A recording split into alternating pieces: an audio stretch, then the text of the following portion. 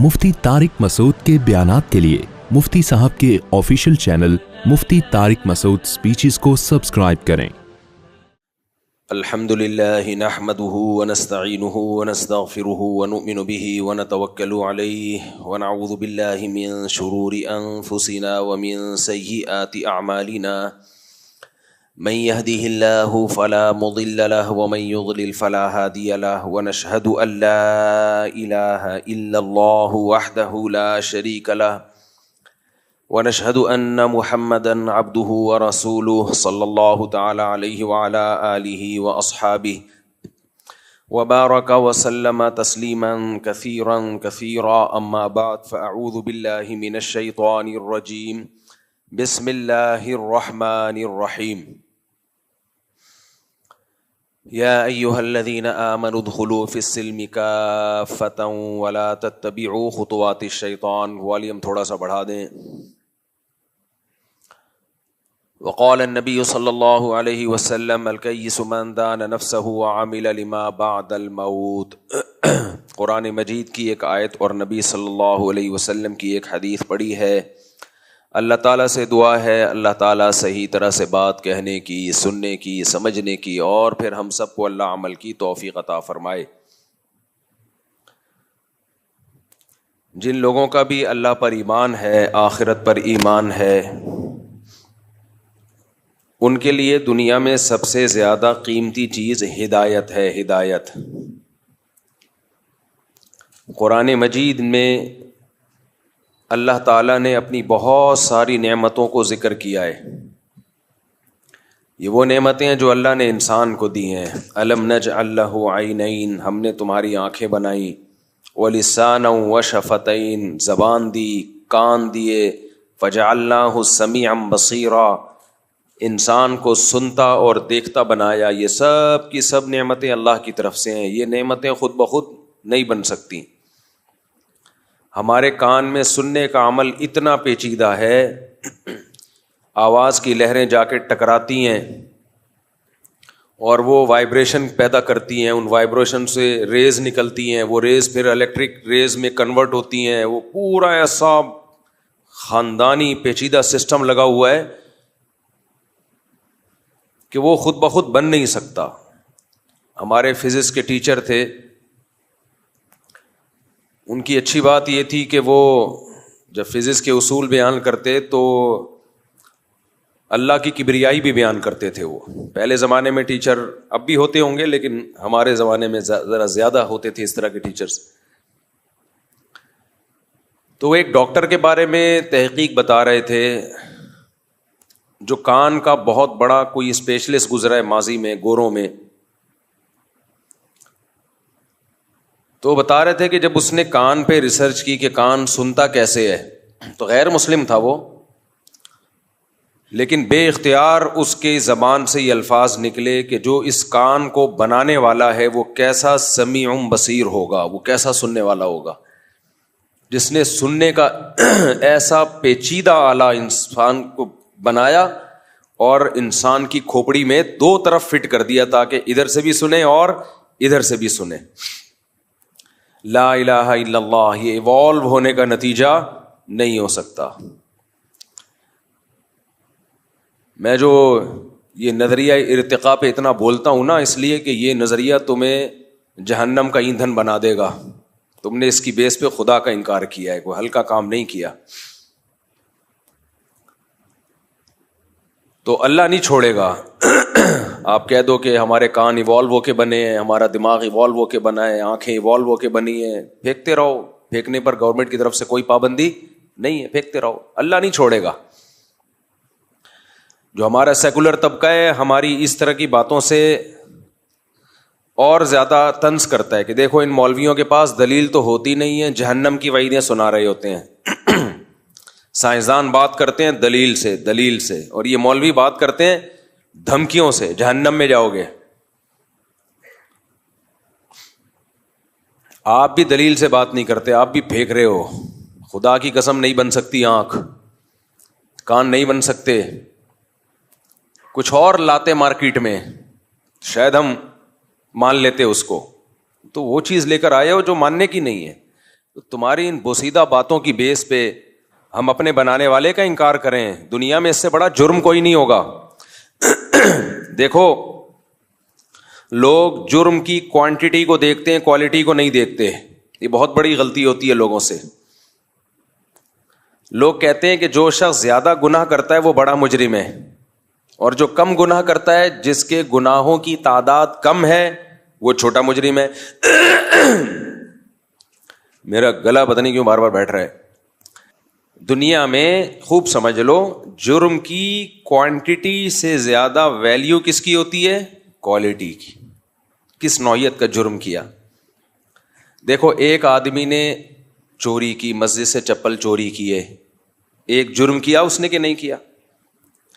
پھر اس نے کیا کیا, ایک دن کوئی شخص گزر رہا تھا, اسے رکھ کے بلا وجہ تھپڑ لگا دیا. یہ بھی ظلم ہے. کتنے ٹوٹل گناہ ہو گئے اس کے؟ 2. یعنی آپ ایک ترازو لیں اور اس کے گناہ اس میں رکھنا شروع کریں. چپل چوری کا گناہ لا کے رکھ دیا, آدھا کلو کا ویٹ ہو گیا اس کا, ٹھیک ہے. بلا وجہ جمشید کو تھپڑ لگا دیا, آدھا کلو کا گناہ, اور یہ ٹوٹل گناہ کتنے ہو گئے؟ 1 کلو. پھر کہیں کسی کی غیبت کی, ہلکی پھلکی, زیادہ بڑی غیبت نہیں, اس کو موٹا کہہ دیا, اس کو پتلا کہہ دیا, اس طرح کی غیبت. غیبت کے بھی درجات ہوتے ہیں. کسی کو زانی کہہ دیا, یہ بہت بڑی غیبت ہے. لیکن ہلکی پھلکی غیبت, ابے موٹا ہے, توند دیکھ اس کی, یہ آدھا کلو کا گناہ اور ہو گیا. ٹوٹل کتنے ہو گئے؟ 1.5 کلو. 3 گناہ. اس طرح اور بھی چھوٹے چھوٹے گناہ لائیں تو یہ ٹوٹل 10 کلو کے ہو گئے. اب 20 گناہ ہو گئے, لیکن ویٹ کتنا بن رہا ہے؟ 10 کلو. گناہوں کی تعداد ہے ٹوٹل 20. لوگ اس کو زیادہ برا سمجھیں گے, کتنا گناہ گار ہے, دیکھو اس کو گالی دی تھی, اس کو برا بلا کہا تھا, وہاں سے چپل چوری کی تھی. لیکن ایک دوسرا شخص ہے جس کی زندگی گناہوں سے بالکل پاک, نہ کبھی کسی کی غیبت کی اس نے, نہ کبھی مسجد سے چپل چوری کی ہے اس نے, نہ کبھی کسی کو تھپڑ مارا. ایک دن اٹھا اور اس نے جمشید کو قتل کر دیا. یہ گناہ کتنے ہیں؟ 1. اب ترازو کے پلڑے میں آپ یہ ایک گناہ لا کے رکھیں, آپ کا کیا خیال ہے, اس کا ویٹ 10 کلو ہوگا؟ 10,000 کلو ہوگا اس کا ویٹ. گناہ ایک ہے, لیکن یہ ایسا گناہ ہے کہ دنیا میں بھی اس کی سزا پھانسی کا پھندا. دنیا میں بھی اس کی سزا پھانسی کا پھندا ہے, اور آخرت میں اس کی سزا تو بہت ہی خطرناک. اعمال میں, بدعمالیوں میں سب سے بڑی سزا جو اللہ نے کسی گناہ پہ سنائی ہے وہ قتل ہے. جتنی سخت سزا اللہ نے قتل پہ سنائی ہے نا, قیامت کے دن قاتل کو جو سزا ملے گی, اتنی بڑی سزا مشرک کے علاوہ کسی کو نہیں ملے گی. ایک تو شرک ہے, وہ تو عقیدے سے اس کا تعلق ہے. اعمال میں قتل سے بڑی سزا اسلام میں کوئی بھی نہیں ہے. خوب سمجھ لو, قتل سے بڑی سزا بھی نہیں ہے, کسی کو واجب القتل قرار دینے سے بڑی سزا بھی نہیں ہے, کیونکہ آپ اس کے قتل کو حلال کر رہے ہو. یہ بھی آج کل پھر میں اس پہ بات کروں گا سوال جواب کے سیشن میں, کہ بات بات پہ فلاں واجب القتل, فلاں واجب القتل. تو سب سے زیادہ اسلام میں کسی چیز کی اگر کوئی ویلیو ہے نا تو انسانی جان ہے. انسانی جان. میدان جنگ میں بھی لڑائی ہو رہی ہے, ایک شخص نے کلمہ پڑھا, صحابی نے سوچا کہ یہ تو موت کے ڈر سے پڑھ لیا ہے اور قتل کر دیا. آپ صلی اللہ علیہ وسلم کس قدر غضبناک ہوئے. ان صحابی نے کہا یا رسول اللہ, انہوں نے تو موت کے ڈر سے کلمہ پڑھا تھا نا, ابھی میدان جنگ میں آمنے سامنے کھڑے ہوئے. تو آپ نے فرمایا ہلا شققت قلبہ, تم نے اس کے دل کو چیر کے دیکھا تھا. تو قتل نفس یا واجب القتل ہمارے ہاں سب سے ہلکی اور سستی چیز بن چکی ہے, اور مذہب کا لیبل لگا کے. تو خیر, تو آپ نے کیا کیا, ترازو کے دوسرے پلڑے میں لا کے رکھا قتل نفس. گناہ کتنے ہیں؟ 1. کوانٹٹی نہیں ہے, کوئی 10 20 15 40 گناہ نہیں ہے, بلکہ کوالٹی وائز یہ سب سے بھاری ہے. یہ بہت بھاری گناہ ہے. ایک گناہ ساری زندگی کی ساری نیکیوں کو چٹ کر جانے کے لیے کافی ہے. ہم سے غلطی یہ ہو رہی ہے کہ آج بھی ہم لوگوں کو ناپنے کے لیے یہ دیکھ رہے ہوتے ہیں اس کے اعمال میں کتنے گناہ ہیں, کتنی غلطیاں کرتا ہے, یہ کتنی مسٹیکس کرتا ہے، یہ نہیں دیکھتے کہ کس نوعیت کی مسٹیک کر رہا ہے، کس نوعیت کی غلطی کر رہا ہے. تبھی اسلام کا انسانیت کو جانچنے کا پیمانہ الگ ہے اور عام لوگوں کا انسانیت کو جانچنے کا پیمانہ الگ ہے. ہر ایک کے پیمانے الگ الگ ہیں. آج کل جو سیکولر لبرل لوگ ہیں وہ انسانوں کو کیسے جانچتے ہیں کہ یہ اچھے ہیں یا برے؟ کیسے جانچتے ہیں؟ نماز سے جانچتے ہیں کہ نماز پڑھتے ہیں کہ نہیں پڑھتے؟ بتاؤ، منہ سے بولو یار. ان سے اس سے کیا ہے؟ کہتے ہیں انسان اچھا ہونا چاہیے، بے شک نماز نہ پڑھے. اصل تو انسان ہے. اصل کیا ہے؟ انسان ہے. اصل تو انسان ہونا چاہیے. اچھا بھائی، اصل انسان کا کیا مطلب ہے؟ اصل انسان یہ ہے کہ اصل انسان ہونا چاہیے. 2-3 چیزیں ہی رہ گئی ہیں بس. کسی کا دل نہ دکھائے، کسی کو منع نہ کرے، اور لوگوں کے ساتھ تعاون کرے. کبھی کوئی ضرورت پڑ جائے تو اچھا سلوک کرے لوگوں کے ساتھ. بس یہ ہے. ٹوٹل ختم. انسانیت یہاں پہ کیا ہو گئی؟ اینڈ. کافر کا یہ کرائٹیریا ہے. آج ایک غیر مسلم عیسائی ہے، غیر کسی اور ملک میں رہتا ہے، وہ مسلمانوں پہ بہت برس رہا تھا. کہہ رہا تھا بتاؤ دنیا میں سب سے زیادہ گالیاں دینے والے لوگ کون سے ہیں؟ کمنٹس میں بتائیے. نیچے لوگوں نے لکھا مسلمز. بتاؤ دنیا میں سب سے زیادہ لڑاکا کون ہے؟ نیچے لوگوں نے لکھا مسلمز. اچھا وہ خود عیسائی تھا. میں نہیں کہہ رہا سارے عیسائی ایسے ہوتے ہیں، یہاں جو عیسائی رہتے ہیں تو بہت اچھے طریقے سے رہتے ہیں، لیکن ہر طرح کے لوگ ہر جگہ ہوتے ہیں. تو کہہ رہے بتاؤ سب سے بڑے دہشت گرد کون ہیں؟ نیچے لکھا ہوا تھا مسلم. تو پھر اس نے عیسائیت کی تبلیغ شروع کر دی کہ دیکھو مسیحی میں کتنا یعنی کتنا برداشت ہے وغیرہ وغیرہ. تو کسی نے نیچے کمنٹس کیے ہوئے تھے بتاؤ ایک خدا کو 3 کہنے والے کتنے ہیں؟ کون ہیں؟ صحیح ہے نا؟ خدا ایک ہے، اس کو 3 بنانے والے کون ہیں؟ اب جواب دو نا. یعنی وہ جو کمنٹس میں تھا اس کا کہنا تھا جواب دو، اب نیچے لکھو. ظاہر ہے کرسچینٹی ہے، ایک خدا کو 3 بنا دیا اور کہہ دیا کہ اللہ نے عیسیٰ ابن مریم کو اپنا بیٹا بنایا ہے. معاذ اللہ. تو اسی عقیدے کو ایکسپلین نہیں کر سکے. مقصد کسی مذہب کا مذاق اڑانا نہیں ہے، لیکن ظاہر ہے جو شخص یہ کام کرے گا تو پھر اس کو جواب تو ملے گا نا. چند مسلم اسکالرز جو شدت پسند ہیں، جو میجورٹی ان کی مخالفت کرتی ہے، وہ چند شدت پسندوں کا جرم پوری مسلم کمیونٹی پہ ڈال دیا. تو یہ ظلم ہے یا نہیں ہے؟ اگر مسلمان شدت پسند ہوتے تو پاکستان میں ہندو اتنے مزے سے رہتے جتنے مزے سے رہتے ہیں بھائی. اگر مسلم شدت پسند ہوتے تو مسیحی لوگ اتنے مزے سے زندگی گزارتے ہیں یہاں جیسے گزارتے ہیں. ہم نے تو کبھی کسی چرچ کی طرف رخ نہیں کیا کہ ہم اس کو جلائیں گھرائیں. اس عمل کو ہم حرام سمجھتے ہیں. ہمارے کلاس فیلو میں مسیحی لوگ تھے، جایا کرتے تھے چرچ. ہم نے تو کسی پہ کبھی زندگی میں طنز نہیں کیا. تو اب چند لوگوں کی بات کو پورے مذہب پہ ڈال دینا کتنا بڑا ظلم اور زیادتی ہے یہ. تو میرا مقصد یہ تھا اس طرح کا جب بھی کوئی طنز کیا کرے نا تو علمی دلائل نہیں دیے جاتے ایسے لوگوں کو. ان سے الٹا سوال پوچھا جاتا ہے. الٹا سوال پوچھا جاتا ہے کہ ہم اگر جیسے بھی ہیں اتنے برے نہیں ہیں کہ خدا کو ہی 3 بنا دیں. یہ زیادہ بڑا جرم ہے. شرک سے بڑا جرم اس کائنات میں کوئی ہو نہیں سکتا. خدا ایک ہی ہے اور حقیقی معنوں میں ایک ہے، اس کے ساتھ کوئی شریک نہیں ہے. سربراہ ایک ہی ہوتا ہے. سربراہ ایک ہوتا ہے. دیکھو ایک عورت شوہر کی نافرمان ہے، خدمت نہیں کرتی. شوہر کہتا ہے بیگم آج موڈ خراب ہے، ذرا چائے بنا دو، نہیں بنا رہی. بیگم کپڑے استری کر دو، خود اٹھ کے کر لو، کبھی خود بھی کر لیا کرو، نہیں کر رہی وغیرہ وغیرہ. گزارا ہو جاتا ہے ایسی عورت کے ساتھ. لوگ کر رہے ہوتے ہیں چل یار خود ہی کر لو، یعنی لوگ کہہ رہے ہوتے ہیں کہ چلو خود ہی کر لو.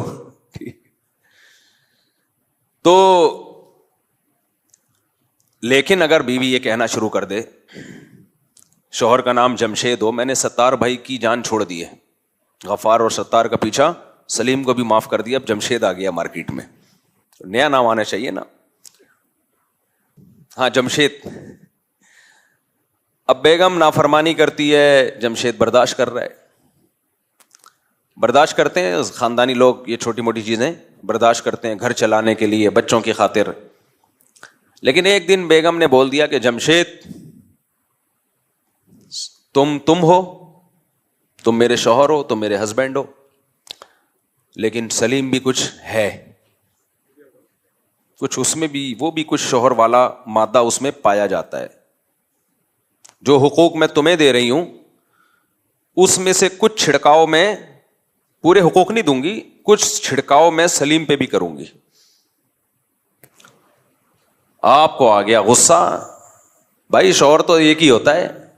تو کہ میں کب کہہ رہی ہوں کہ آپ دو ہیں, آپ ایک ہی ہیں, شوہر ایک ہی ہے. لیکن اس لحاظ سے دیکھا جائے ایک دوسرے اینگل سے تو سلیم بھی کچھ شوہر لگتا ہے. کہ بھائی شوہر ایک ہوتا ہے, تو میں کب کہہ رہی ہوں کہ دو ہیں. میں شوہر میں توحید کی قائل ہوں, ہسبینڈ صرف ایک. تو پھر اس کا نام کیوں لے رہی ہو بار بار سلیم کا؟ اس کو کچھ بھی رائٹس شوہر والے, ہسبینڈ والے کیوں دے رہی ہو؟ کیا تم اس کو بھی ہسبینڈ مانتی ہو؟ نہیں, میں اس کو ہسبینڈ نہیں مانتی. تو پھر اس کو بیچ میں کیوں گھسیڑ رہی ہو؟ کیا لگتا ہے سلیم؟ تو کیا شوہر یہ جو منطق ہے یہ مان لے گا کہ ہوں تو ایک ہی, لیکن اس لحاظ سے دیکھا جائے تو وہ بھی ہے. الہ معبود صرف ایک اللہ. عیسیٰ ابن مریم, سیدہ مریم کا اس الوہیت میں اللہ کے ساتھ کوئی شرکت نہیں ہے. عیسیٰ علیہ السلام اللہ کے بیٹے, نہ اللہ نے ان کو جنا ہے, اور لم یتخذ ولدا, نہ اللہ نے ان کو اولاد ٹھہرایا ہے. عیسائی یہ کہتے ہیں ٹھیک ہے اللہ نے جنا نہیں ہے عیسیٰ ابن مریم کو, لیکن اپنا بیٹا بنا لیا ہے. بیٹا بنانے کے لیے جنس کا ہونا ضروری ہے, اسی جنس کا ہوتا ہے تو اس کو بیٹا بنایا جاتا ہے. مجھے ایک بات بتاؤ, آپ کبھی کسی انسان کے علاوہ کسی مخلوق کو بیٹا بناؤ گے؟ آپ اسی مخلوق کو بیٹا بناؤ گے جو آپ کی جنس میں سے ہو. لے پالک بچہ لے لو گے آپ, کسی پڑوسی کا بچہ لے لیا, اپنے بھائی کا بچہ لے کے اپنا بیٹا ٹھہرا لیا اس کو آپ نے.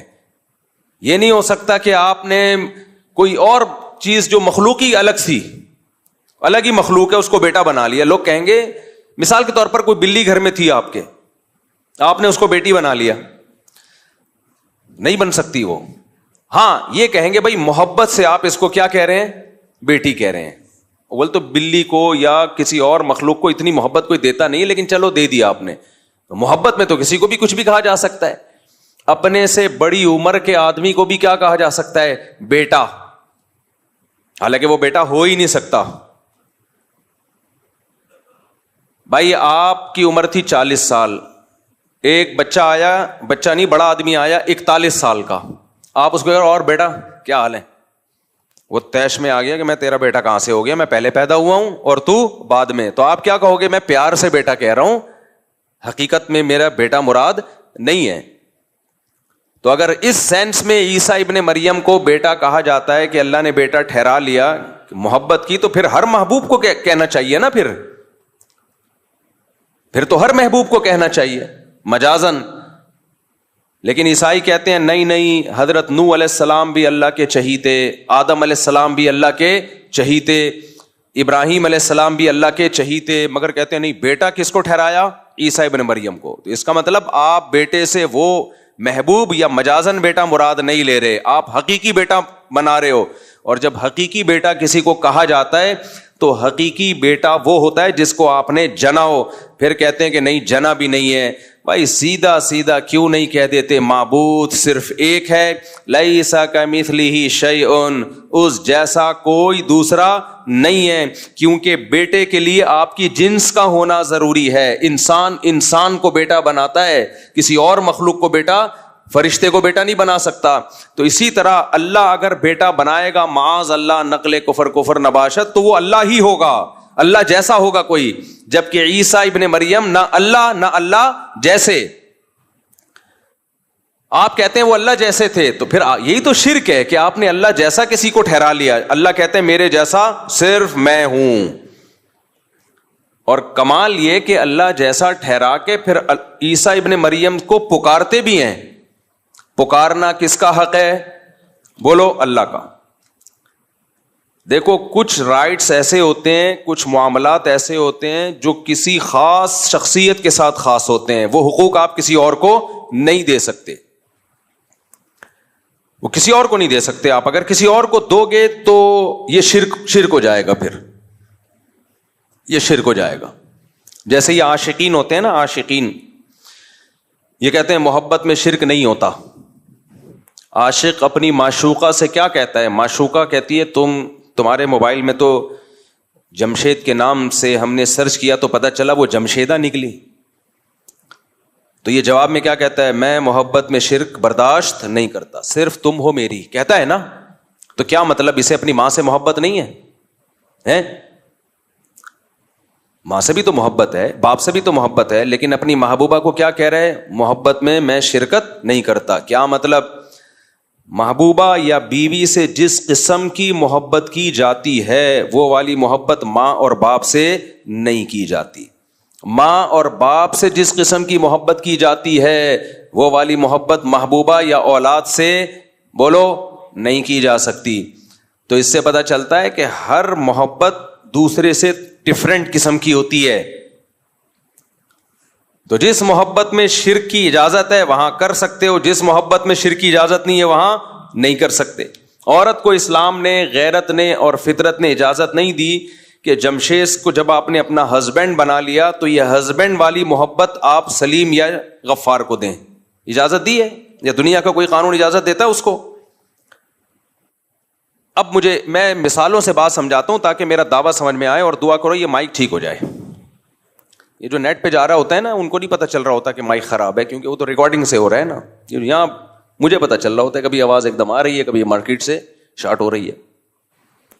تو اب مجھے ایک بات بتاؤ, ایک عورت اپنے ہسبینڈ سے محبت کرتی ہے اور کہتی ہے میں صرف تم سے محبت کرتی ہوں, کوئی دوسرا شخص بیچ میں کھڑا ہوا ہے, وہ کہہ رہا ہے کیا مطلب وہ اپنے باپ سے نہیں کرتی, اپنے بیٹوں سے محبت نہیں کرتی؟ تو وہ کیا کہے گی؟ تو پاگل ہے, تو سمجھتا نہیں ہے بات کو, سمجھتا نہیں ہے بات کو, نکل پڑتا ہے رات کو. بھائی ہسبینڈ سے جب یہ کہا جاتا ہے مجھے صرف تم سے محبت ہے, تو مطلب جو ہسبینڈ والی محبت ہے وہ صرف تم سے ہے. باپ والی محبت, اولاد والی محبت کی یہاں بات ہی نہیں ہو رہی ہے. اب ہسبینڈ والی محبت کیا ہے بھائی؟ جو آپس کا ریلیشن ہے میاں بیوی کا, وہ صرف ہسبینڈ کے ساتھ ہو سکتا ہے. عشق معاشقہ صرف ہسبینڈ کے ساتھ ہو سکتا ہے, کسی اور کے ساتھ نہیں ہو سکتا. تو اسی طرح خوب اچھی طرح سمجھ لو, معبود سے بھی خاص قسم کی محبت کی جاتی ہے. وہ محبت میں آپ معبود یعنی اللہ کے ساتھ کسی کو شریک نہیں کر سکتے, اس میں اللہ کے ساتھ کسی کو شریک نہیں. وہ کون سی محبت ہے؟ وہ اس محبت کی بنا یہ ہے کہ اللہ وہ ذات ہے جو علی کل شیء قدیر اور علم اس کا کامل. اللہ کا علم بھی کامل ہے اور وہ سب کچھ کر سکتا ہے, ہمارے نفع اور نقصان کا مالک ہے وہ. تو آپ سمجھ لو کہ اللہ سے بھی محبت جس میں شرکت جائز نہیں ہے, وہ والی محبت ہے جو عابد کو معبود سے ہوتی ہے, جو عبادت کرنے والے کو اس سے ہوتی ہے جس کی عبادت کی جائے. اور اس محبت کے اثرات کیا ہیں؟ جیسے میاں بیوی کی جو محبت ہے اس محبت کے اثرات کچھ اور ہیں, ایک دوسرے کی جنسی تسکین کا ذریعہ بنتے ہیں. ماں اور باپ سے جو محبت ہوتی ہے اس محبت کے اثرات کچھ اور ہیں. ماں کے قدموں میں بیٹھنے کا دل کرتا ہے, ماں کی گود میں سر رکھ کے سونے کا دل کرتا ہے. باپ سے جو محبت ہوتی ہے اس کے اثرات کچھ اور, اس کی تعظیم کا دل کرتا ہے, اس کی رسپیکٹ کا دل کرتا ہے. تو ہر ایک کی محبت الگ ہوتی ہے. اپنے بچوں پہ جو محبت ہوتی ہے اس محبت کے اثرات کچھ اور ہوتے ہیں. ان کو پیار کرنے کا دل کرتا ہے, ان کو کھلونے دے کے بہلانے کا دل کرتا ہے, ان کے سامنے شکلیں بگاڑ کے ان کو ہنسانے کا دل کرتا ہے, ان کے کہہ کے سننے کا دل کرتا ہے, ان کے لیے پراپرٹی جائیدادیں بنانے کا دل کرتا ہے, ان کے مستقبل کا سوچنے کا دل کرتا ہے. تو اسی طرح خوب سمجھ لو کہ اللہ سے جب محبت ہوتی ہے اس کی عبادت کا دل کرتا ہے, اور عبادت کا جزو اعظم ہے دعا. اللہ کرے یہ بات اچھی طرح سمجھ میں آ جائے. اس کو پکارنے کا دل کرتا ہے کہ مصیبت میں کس کو پکارا جائے گا؟ اس اللہ کو. کسی اور کو نہیں پکاروں گا، اعتماد صرف کس پہ کروں گا؟ اس اللہ پہ. یہاں پھر وہ لوگ مشرکین بولتے ہیں کہ اللہ کے علاوہ نہیں تم پکارتے، پولیس کو نہیں پکارتے ہیلپ لائن میں؟ ہیں بھائی، تم جب سمندر میں ڈوب رہے ہوتے ہو تو ہیلی کاپٹر وہ ریسکیو ٹیم کو نہیں پکارتے؟ بھائی یہاں پکار کا مطلب وہ پکار جو اسباب سے ہٹ کرو. ہمارے معبود کو، اللہ کے پاس یہ طاقت ہے کہ جب سارے اسباب فیل ہو جائیں تو وہ ان ناکامی کے نقشوں میں کامیابی پیدا کر سکتا ہے، اور ناکامی کا کوئی سبب بھی نہ ہو، کامیابی کے نقشوں میں ناکامی پیدا کر سکتا ہے. وہ کچھ کرنے کے لیے کسی سبب اور لاجک کا محتاج نہیں ہے. جو اپنی قدرت سے کان بنا سکتا ہے، کتنی پیچیدہ مشین کھوپڑی میں لگا دی اس نے، اور کیسے ایک پانی کے قطرے میں جس کو منی کہا جاتا ہے ایسے سافٹ ویئر ڈال دیے کہ وہ ماں کے پیٹ میں رحم میں جب وہ جاتا ہے قطرہ، اسی میں آنکھ، اسی میں کان، اسی میں ناک، اسی میں دل، اسی میں دماغ، اسی میں لیور، یہ ساری چیزیں فٹ فاٹ بن کے 9 مہینے میں بچہ آیا مارکیٹ میں، اور جیسے ہی مارکیٹ میں آیا فوراً مارکیٹ میں اس دودھ بھی اویلیبل ہے اس کے لیے ماں کی چھاتیوں میں. اتنا تو دنیا کی کوئی گورنمنٹ بیدار نہیں ہوتی. اس سے پتہ چلتا ہے علی کل شیء قدیر. پہلی دفعہ اس نے کلمہ کن کی طاقت سے کائنات کو بنایا، اس کے بعد اسباب میں جکڑ دیا اس نے. اب ایک اسباب کے تحت کائنات چل رہی ہے. پہلی مرتبہ کچھ بھی نہیں تھا، کن بولا اور سب کچھ ہو گیا. بغیر باپ کے عیسیٰ ابن مریم کو پیدا کیا، بغیر ماں اور بغیر باپ کے آدم کو پیدا کیا. تبھی تو سائنسدان پریشان ہے، یہ اللہ کی قدرت کا انکار کرنے کے لیے بندر کے کھاتے میں ڈال دیا اس کو، یہ بندر سے پیدا ہوئے ہیں. پھر ان سے پوچھو بندر کس سے پیدا ہوا؟ وہ فلاں سے پیدا ہوا. وہ کس سے پیدا ہوا؟ وہ فلاں سے پیدا ہوا. پھر ہوتے ہوتے ہوتے وہ ایک سیل کی طرف آتے ہیں، یہ کیسے پیدا ہوا؟ یہاں کے گاڑی پنچر. یہ کیسے پیدا ہوا؟ پنچر. چلو یہ اس کے بھی کوئی لاجک بنا لو، یہ ایسے پیدا ہوا تو یہ بھی تو کسی چیز سے بنا ہے. وہ کس سے پیدا ہوئی؟ کائنات کی پہلی اکائی کیا ہے؟ یہاں کے سارے ملحد پنچر ہو جاتے ہیں، کسی کے پاس کوئی جواب نہیں ہے. پھر الٹا ہم پہ اعتراض کرتے ہیں، کہہ رہے ہیں اچھا یہ کائنات اگر خود سے نہیں پیدا ہوئی تو پھر خدا خود سے کیسے پیدا ہو گیا؟ اور بھائی اس کائنات کو ہم جانتے ہیں، یہ خود سے یہاں کچھ بھی نہیں ہوتا. خدا کو ہم اس کی حقیقت اور ماہیت کو نہیں جانتے، تو دونوں میں سے ایک کو تو فرض کرنا پڑے گا. یا تو یہ کائنات خود سے ہے ہمیشہ سے، یا بنانے والا ہمیشہ سے ہے. فزکس کے سارے لاز اس کائنات پہ اپلائی ہوتے ہیں، اور سارے لاز، سارے قوانین کہتے ہیں یہاں خود بخود کچھ بھی نہیں ہوتا. تو یہ بن کیسے خود بخود گئی؟ وہ فزکس کے جو قوانین ہیں وہ خدا پہ تھوڑی اپلائی ہوتے ہیں، وہ مخلوق تھوڑی ہے، وہ تو ہماری عقل سے بالا تر ہے. اب دو میں سے ایک چیز تو فرض کرنی پڑے گی نا میرے بھائی، یا تو اللہ ہمیشہ سے ہے یا کائنات ہمیشہ سے. ہمارے نے کہہ دیا بھائی اللہ ہمیشہ سے، تو ہمارے پاس جواب آسان ہے. کہتے ہیں کیسے ہے؟ ہمیں نہیں پتا بھائی کیسے ہے، اللہ کی حقیقت کون جانتا ہے. لیکن آپ سے ہم پوچھتے ہیں کہ اگر اللہ نہیں ہے تو پھر کائنات ہمیشہ سے ہے، کیسے ہے؟ کسی کے باپ کے پاس بھی اس کا جواب نہیں ہے. وہ یہ نہیں کہہ سکتے کائنات ہماری عقل سے بالا تر ہے. کیوں بالا تر ہے بھائی؟ کائنات عقل سے بالا تر ہے تو اس کے بارے میں قوانین پیش کیوں کرتے ہو؟ فزکس کے جتنے قوانین ہیں خدا کے بارے میں تھوڑی، اس کائنات کے بارے میں ہے نا. اگر ایسا کرو گے تو ایسا ہوگا، ایسا نہیں کرو گے تو ایسا نہیں ہوگا. دیکھو رکشوں کے پیچھے لکھا ہوتا ہے ایسا کرو گے تو کون آئے گا. یہ فزکس کا تو لا ہے. رکشوں کے پیچھے لکھا ہوتا ہے ایسا کرو گے تو کون آئے گا. یہ دیسی لا ہے. کچھ فزکس کے قوانین وہ ہیں جو سائنسدانوں نے بنائے، کچھ ہمارے رکشے ٹیکسی والوں کے بھی فزکس کے لاز ہیں. ایسا کرو گے تو کوئی بھی بولو نہیں آئے گا، اور ایسا نہیں کرو گے تو سب آ جائیں گے. یہ ایک دوسرا لا ہے جو اس کے الٹا کر کے بنایا گیا. ہم کہہ رہے ہوتے ہیں نا بھائی تو ایسا کرے گا تو پھر کون آئے گا، یعنی تو بس سلوکی کر رہا ہے میرے ساتھ، میں تیرے گھر آیا چائے کا نہیں پوچھ رہا، ایسا کرو گے تو کون آئے گا. تو جواب میں کیا کہتا ہے؟ ایسا نہیں کروں گا تو سب آ جائیں گے. یعنی میں سب کو چائے کا پوچھنا شروع کر دوں، سب کو کھانا، تو پھر تو لائن لگ جائے گی نا. تو خیر، تو بات کہیں اور کہیں سے کہیں چلی گئی. ہم یہ بات کر رہے تھے، کیا بات کر رہے تھے بھائی؟ ہاں میں یہ کہہ رہا تھا کہ معبود والی محبت وہ صرف کس کا حق ہے؟ اللہ کا. اس محبت کے اثرات کیا ہیں؟ جیسے میں نے بھی مثال دی، ماں کی محبت کا اثر الگ، باپ کی محبت کا اثر الگ. باپ کی محبت کا اثر یہ نہیں کہ گود میں اٹھا کے پیار کرنا شروع کر دو اس کو. باپ کی محبت کا اثر ہے تعظیم, رسپیکٹ, کڑوی کسیلی برداشت کرو. کبھی کبھار ایک آدھ تھپڑ لگا دیا, برداشت, ابا ہے بھائی. ماں کی محبت کا اثر کیا ہے؟ اس کے قدموں میں بیٹھو, اس کی گود میں سر رکھو, کتنا مزہ آتا ہے, خاص طور پہ جب بوڑھی ماں ہو. آہا, اس سے زیادہ تو مزے کی دنیا میں کوئی چیز ہے نہیں. تو اللہ کی محبت کا مطلب کیا ہے؟ اللہ کی محبت کا مطلب یہ ہے, کیونکہ وہ بہت طاقتور ہے, ہم اس سے محبت اسی بیس پہ تو کرتے ہیں, بہت پاورفل, اور ہر چیز کا اسے علم ہے. تو پھر راز و نیاز کس سے کیا جائے؟ اللہ سے. وہ آپ کے دلوں کے بھیدوں کو جانتا ہے. کوئی پریشانی ہو سب سے پہلے کس کا دروازہ کھٹکھٹایا جائے؟ اللہ کا. یعلم خائنۃ الاعین وما تخفی الصدور.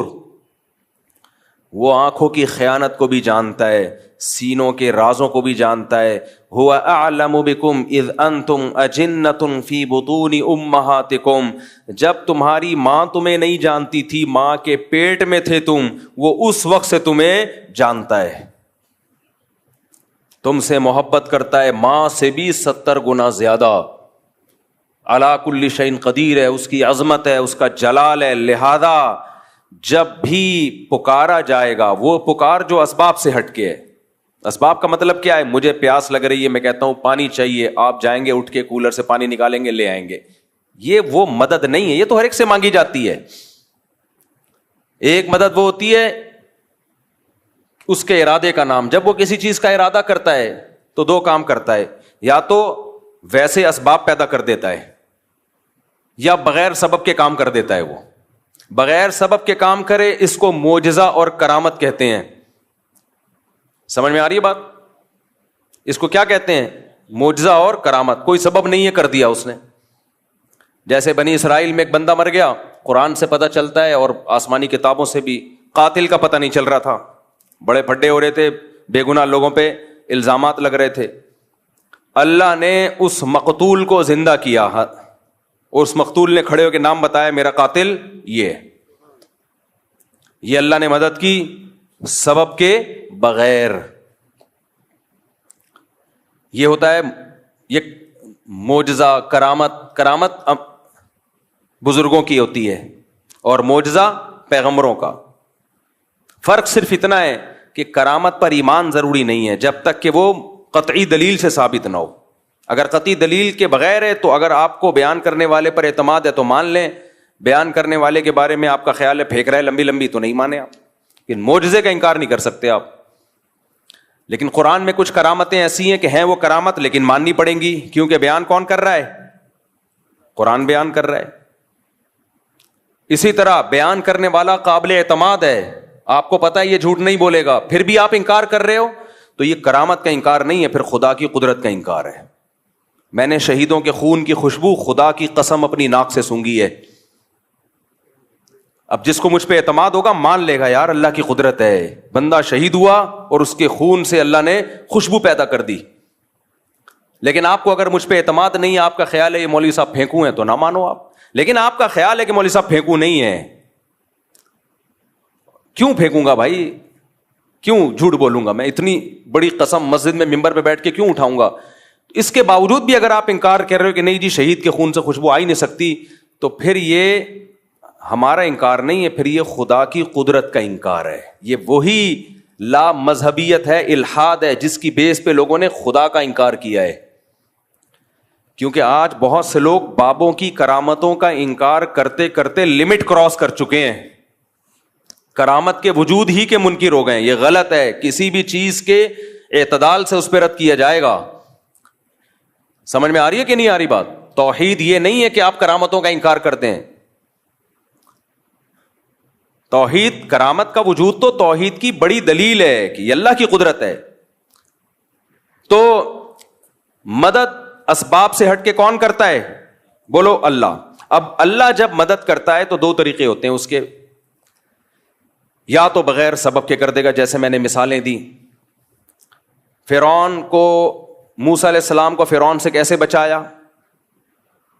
ناکامی کے نقشے پہلے پیدا کیے.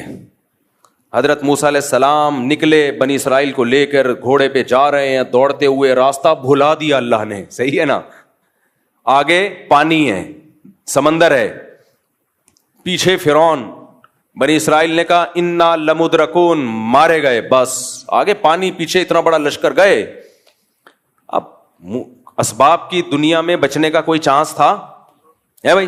امپاسبل. موسیٰ علیہ السلام کا اللہ پہ اعتماد, تو یہ جو اعتماد ہے یہ ہے وہ محبت جو کس کو دی جا رہی ہے؟ معبود کو. اگر وہاں کوئی سائنٹسٹ آ کے حضرت موسیٰ علیہ السلام کو کہتا کہ میں کوئی ابھی ایسا کروں گا, ایک توپ ایجاد کر لوں گا اور ان فرعونیوں پہ آپ بمبارمنٹ کرو گے, موسیٰ علیہ السلام مان لیتے اس کی بات؟ بولو نہیں. اس پہ توکل کرتے؟ نہ بھائی, اسباب کی دنیا میں ممکن نہیں ہے, ایسا نہیں ہو سکتا, اتنی جلدی کچھ بھی نہیں ہو سکتا. لیکن وہ معبود کس کو مانتے تھے؟ اللہ کو, صرف اللہ کو, صرف اللہ. عیسائی صرف اللہ نہیں کہتے, مسیح علیہ السلام کو بھی ساتھ میں ملا لیتے ہیں. نا نا نا, صرف ایسے موقع پہ صرف کون؟ اللہ. کوئی پیغمبر, کوئی ولی, کوئی فرشتہ نہیں, کیونکہ اب اسباب سے ہٹ کے مدد کرنے کی بات ہو رہی ہے. اس کی قدرت کس کے ہاتھ میں ہے؟ اللہ کے ہاتھ میں. یہ محبت اور یہ تعلق اللہ کے علاوہ کسی اور کو دیا, آپ 100 دفعہ کہو کہ میں صرف ایک اللہ کو مانتا ہوں, اللہ کہے گا تم ایک اللہ کو نہیں مانتے, تم صرف زبان سے بولتے ہو, حقیقت میں تم نہیں مانتے, جھوٹ بولتے ہو تم. آپ کہہ رہے ہو مسیح سے بھی دعائیں مانگی جائیں, مریم سے بھی دعائیں مانگی جائیں علیہم السلام, اور پھر کہو ہم ایک خدا کو مانتے ہیں, تو آپ کے کہنے سے اللہ نہیں مان لے گا اس بات کو. اللہ کہے گا میں نہیں مانتا, میں اس کو مانوں گا کہ یہ ایک خدا کو مانتے ہیں جو مصیبتوں میں صرف کس سے مانگے گا؟ صرف اس اللہ سے مانگے گا. تو موسیٰ علیہ السلام نے اس موقع پہ کیا کہا؟ ان معی ربی, میرے ساتھ کون ہے؟ اللہ. کیا مطلب؟ وہ مدد کرنا چاہے گا تو کر دے گا. حضرت موسیٰ کے علم میں بھی نہیں تھا کہ کیسے کرے گا, کیونکہ اب تک تو حضرت موسیٰ نے لاٹھی کو سانپ بنتے ہوئے دیکھا تھا نا, تو یہ لاٹھی سانپ بن کے کتنے فرعونیوں کو کھا لیتی بھائی, کیا خیال ہے؟ پیچھے سے سینکڑوں ہزاروں کا لشکر آ رہا ہو اور آپ کے ہاتھ میں ایک اژدہا ہو, وہ اژدہا کچھ کر لے گا؟ کچھ بھی نہیں کر پائے گا. وہ کتنوں کو کھائے گا وہ؟ بلکہ آنے والا سب سے پہلے اژدہا پہ وار کرے گا کہ پہلے اس کو قتل کرو. تو اللہ مدد کرتا ہے بعض دفعہ بغیر سبب کے, کہتا ہے چلو بھائی. اللہ نے پھر موسیٰ علیہ السلام کو وحی کی کہ یہ لاٹھی کو آپ پانی پہ ماریے. حضرت موسیٰ نے لاٹھی پانی پہ ماری اور فکان کل فرق کالطود العظیم, وہ جو پانی تھا 2 پارٹ میں ڈیوائڈ ہو کے پہاڑوں کی طرح کھڑا ہو گیا, سارا جمع ہو گیا ایک طرف. اس سے بھی پتہ چلتا ہے کہ معجزہ ہو یا کرامت ہو, اس میں ولی یا پیغمبر کے ارادے کا دخل نہیں ہوتا. بہت سے لوگ کہتے ہیں جب موسیٰ علیہ السلام لاٹھی کو سانپ بنا سکتے ہیں, سمندر کے 2 ٹکڑے کر سکتے ہیں, تو ہمارے نبی مشکل کشا کیوں نہیں ہو سکتے؟ بھائی نہ موسیٰ علیہ السلام مشکل کشا, نہ سید الانبیاء مشکل کشا. مشکل کشا صرف ایک اللہ کی ذات ہے جس کے پاس اختیارات ہیں. حضرت موسیٰ کے پاس اگر سمندر کو توڑنے کا اختیار ہوتا تو خود سے کر لیتے نا یہ کام. وہ تو اللہ نے کہا کہ اے موسیٰ آپ لاٹھی کو پانی پہ ماریے. حضرت موسیٰ کو نہیں پتا کیا ہونے والا ہے, آپ کو جو حکم دیا جا رہا ہے آپ اس پہ عمل کریں. اب یہاں ایک سوال پیدا ہوتا ہے کہ لاٹھی کو پانی پہ مارنے کی کوئی سائنٹیفک لاجک ہے؟ کبھی دنیا میں ایسا ہوا کہ لاٹھی کو پانی پہ ماریں تو پانی ٹھہر جائے؟ ہل جاتا ہے اور زیادہ. تو سوال پیدا ہوتا ہے کہ اللہ ڈائریکٹ کیوں نہیں اللہ نے کر دیا؟ موسیٰ علیہ السلام نے اللہ سے کہا کہ اللہ ہماری مدد کر, اللہ نے کہا ٹھیک ہے, اور پانی کو روک دیا اللہ نے. کیا خیال ہے بھائی؟ روک دیتے اللہ تعالیٰ کلمہ کن کی طاقت سے, چلو بھائی نکل جاؤ. موسیٰ کو کیوں کہا جا رہا ہے علیہ السلام کو کہ لاٹھی مارے پانی پہ؟ کیوں؟ اللہ تعالیٰ کے کاموں میں نا ایک حکمت نہیں ہوتی, ایک کام میں 20 حکمتیں حاصل ہوتی ہیں. موسیٰ کلیم اللہ کی لاٹھی پانی پہ اس لیے مروائی جا رہی ہے کہ لوگوں کے دلوں میں موسیٰ کی فضیلت بھی بیٹھے کہ اللہ یہ کام خود بھی کر سکتا تھا لیکن اپنے کلیم کی لاٹھی سے یہ کام لے رہا ہے, یہ بتانے کے لیے کہ اس سے میرا جو تعلق ہے وہ موسیٰ کلیم اللہ سے جو مجھے محبت ہے وہ تم میں کسی اور سے وہ محبت نہیں ہے. اس کی لاٹھی سے میں سمندر کے 2 حصے میں ٹکڑے کروں گا. تو جیسے اللہ پیغمبر کی فضیلت کو بیان کرنے کے لیے کام خود کرتا ہے, لاٹھی اور ہاتھ پیغمبروں کا استعمال کرتا ہے, ایسے ہی بعض ولی اللہ ہوتے ہیں جن کی فضیلت کو بیان کرنے کے لیے کام اللہ کرتا ہے. ہاتھ کس کا استعمال ہوتا ہے؟ بزرگ کا, تاکہ لوگوں کو پتا چلے کہ سارے بابے 2 نمبر نہیں ہوتے, کچھ بابے 1 نمبر بھی ہوتے ہیں. بعض لوگوں نے بابوں کا انکار کرتے کرتے خود بابے بن گئے اور باقی سارے بابوں کی نفی کر دی. یہ غلو ہے. سمجھتے ہو؟ جب نہیں پڑھو گے رات کو تو کیسے سمجھو گے بات کو؟ دیکھو سلیمان علیہ السلام نے کہا کہ ایکم یاتینی بعرشھا قبل ان یاتونی مسلمین. اپنے دربار میں کہا ملکہ سبا اپنے کنٹری سے آ رہی ہے, اس کے آنے سے پہلے کون ہے جو اس کا تخت اٹھا کے لے آئے گا؟ ایک جننے کا میں لے آؤں گا, اتنی ٹائم لگے گا اس میں. ایسا نہیں ہوگا ڈھن گیا, تھوڑا ٹائم لگتا ہے آنے میں اور جانے میں. ایک بزرگ تھے جن کے پاس انجیل کا زبور کا علم تھا.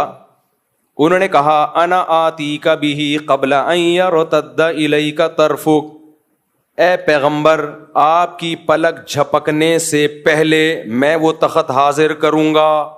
یہ کہا اور تخت حاضر. تو یہ کیا تھا؟ معجزہ تھا یا کرامت تھی؟ کرامت, کیونکہ غیر نبی کے ہاتھ پہ. اور ہر ولی کی کرامت پیغمبر کا معجزہ ہوتا ہے, پیغمبر کا معجزہ, کیونکہ وہ ولی کے ہاتھ پہ کرامت اسی لیے ظاہر ہوتی ہے کہ وہ اس پیغمبر پر ایمان لاتے ہیں. اگر ایمان نہ لاتے تو وہ کرامت ظاہر نہیں ہوتی. تو یہ پیغمبر کی فضیلت ہے. اب یہ لوگ کہتے ہیں سلیمان علیہ السلام کے ہاتھ پہ تو کرامت ظاہر ہوئی نہیں, بزرگ کے ہاتھ پہ ہو گئی. یا آج کل لوگ کہتے ہیں نا, ہم جب بزرگوں کی کرامتیں بیان کرتے ہیں, یہ کرامت یہ کریں, صحابہ کے ہاتھ پہ تو ہوئی نہیں, تم لوگ کے بزرگوں کے ہاتھ پہ ہو گئی. یہ ممکن ہے کہ ایک کی فضیلت زیادہ ہو, اس کے ہاتھ پہ کرامت ظاہر نہ ہو, اور ایک کی فضیلت کم ہو, اس کے ہاتھ پہ کرامت ظاہر ہو جائے. یہ ممکن ہے. سلیمان علیہ السلام کا مقام زیادہ تھا, وہ تخت نہیں لے کر آئے. بزرگ کا مقام کم تھا, انہوں نے سیکنڈوں میں تخت حاضر کر دیا. اب جو شرک ذہنیت والے لوگ ہیں وہ کہیں گے دیکھو اللہ نے بزرگوں کو بھی اختیارات دے رکھے ہیں, سیکنڈ میں تخت یہاں سے وہاں اٹھا کے لے آئے. اسی لیے ہم داتا دربار پہ جاتے ہیں کہ وہ سیکنڈوں میں حمل ٹھہروا دیں. میاں بیوی میں حمل نہیں ٹھہر رہا, دوائیں کھا کھا کے پاگل ہو گئے, تو وہاں جائیں گے تو حمل ٹھہر جائے گا. صحیح ہے نا؟ ایک دفعہ جائیں گے حمل ٹھہر جائے گا. ان کو ہی پاس یہ اختیارات ہیں. ہم جائیں گے تو ہمارے آنے والی مصیبتوں کو وہ دور کر دیں گے. جب ان کو کہا جاتا ہے یہ تو شرک ہے, تو کہتے ہیں پھر سلیمان علیہ السلام کے دور کے بزرگ نے یہ جب کیا شرک, وہ بھی تو شرک تھا. تو جواب کیا ہے بھائی؟ وہ بزرگ نے نہیں کیا, وہ کس نے کیا ہے؟ اللہ نے کیا ہے. وہ اللہ نے کیا ہے. اللہ نے اس بزرگ کے دل میں الہام کر دیا تھا میں یہ کام کرنے والا ہوں, اور اس کے لیے میں نے آپ کی سلیکشن کی ہے, قبول ہے؟ ٹھیک. انہوں نے کہا ہاں ہو گیا. اگر ان بزرگ کے پاس یہ اختیارات ہوتے تو وہ تو تخت ہی دائیں بائیں کرتے رہتے بیٹھ کے. کیا خیال ہے؟ آج اگر کوئی بزرگ ہو جس کے پاس یہ اختیار ہو, وہاں سے وہ امریکہ کے صدر کا تخت اٹھا کے یہاں لے آئے, اس کی اب تخت کا دور گیا, اب کرسیاں آ گئی ہیں کہ جی امریکہ کے صدر کی کرسی چاہیے مجھے تاکہ میں بیٹھ کے اس پہ صدر امریکہ بن جاؤں. ٹھک کرسی آئی. تو وہ صاحب کیا کرتے, یہ جو لوڈنگ کا جتنا کام ہے ان کا سارا بزنس ٹھپ. کیا خیال ہے بھائی؟ ہمیں فرنیچر چاہیے گھر میں, جی بیٹی کی شادی ہے, جہیز کے لیے لالو کھیت گئے یا طارق روڈ گئے لوڈنگ کے لیے, یار اس بزرگ کو فون ملا, یہ بیڈ کسی سے نہیں اٹھ رہا ہے, ٹھک بیڈ دلہن کے کمرے میں. بلکہ دلہن ہی اٹھوا کے لے آؤ, رخصتی کی ضرورت کیا ہے؟ گاڑی جائے گی, پوں پوں پوں, وہ باجے بجیں گے, پھر جوتا چھپائی اور 20 قسم کے خرچے ہیں. بزرگ کو رابطہ کیا, حضرت دلہن کا ویٹ کافی زیادہ ہے اور گاڑی ابھی فوراً مل نہیں رہی ہے, اور ابا رخصتی کرنے میں تاخیر بہت کر رہے ہیں اس کے ابا. ایسے بھی ابا ہوتے ہیں مارکیٹ میں. بزرگ کیا کرتے, بھائی میرے اتنے ریٹ ہیں اور میں صدقہ کروں گا کیونکہ میں بزرگ ہوں, وہ کھاؤں گا نہیں, میں مختلف علاقوں میں تعاون کروں گا, اتنے پیسے دے. ٹھک, دلہن کہاں؟ آپ کے بیڈ پہ. تو اگر یہ داتا بزرگوں کے پاس یہ اختیارات آ جائیں نا تو اس کائنات کا نظام تباہ و برباد ہو جائے. تو وہ جو سلیمان علیہ السلام کے پاس جو بزرگ تھے وہ بھی ایک ہی دفعہ تخت لے کر آئے ہیں. ایسا نہیں ہے کہ بار بار تخت دائیں سے بائیں کرتے رہیں بیٹھ کے. وہ تو اللہ نے دل میں ڈال دیا کہ میں ایک دفعہ آپ کے ہاتھ پہ یہ کرامت ظاہر کرنا چاہتا ہوں. تو کرامت اسی طرح ہی ہوتی ہے, اختیارات نہیں آ جاتے کسی کے پاس کہ جب کریں جیسے کریں وہ فوراً ہونا شروع ہو جائے, یہ نہیں ہوتا. تو جو شرکیہ دماغ کے لوگ ہیں انہوں نے تو اس پہ شرک کرنا شروع کر دیا. اور جو ملحد ہیں, ایتھیسٹ ہیں, خدا کے منکر ہیں یا خدا کے منکروں جیسا ذہن رکھتے ہیں, بعض ایسے ہیں جو اللہ کو مانتے ہیں لیکن وہ سمجھتے ہیں اللہ کے پاس کوئی طاقت نہیں, اللہ کچھ نہیں کر سکتا, سب کچھ اسباب سے ہی ہوتا ہے. تو یہ بھی ملحدانہ سوچ کے حامل ہیں.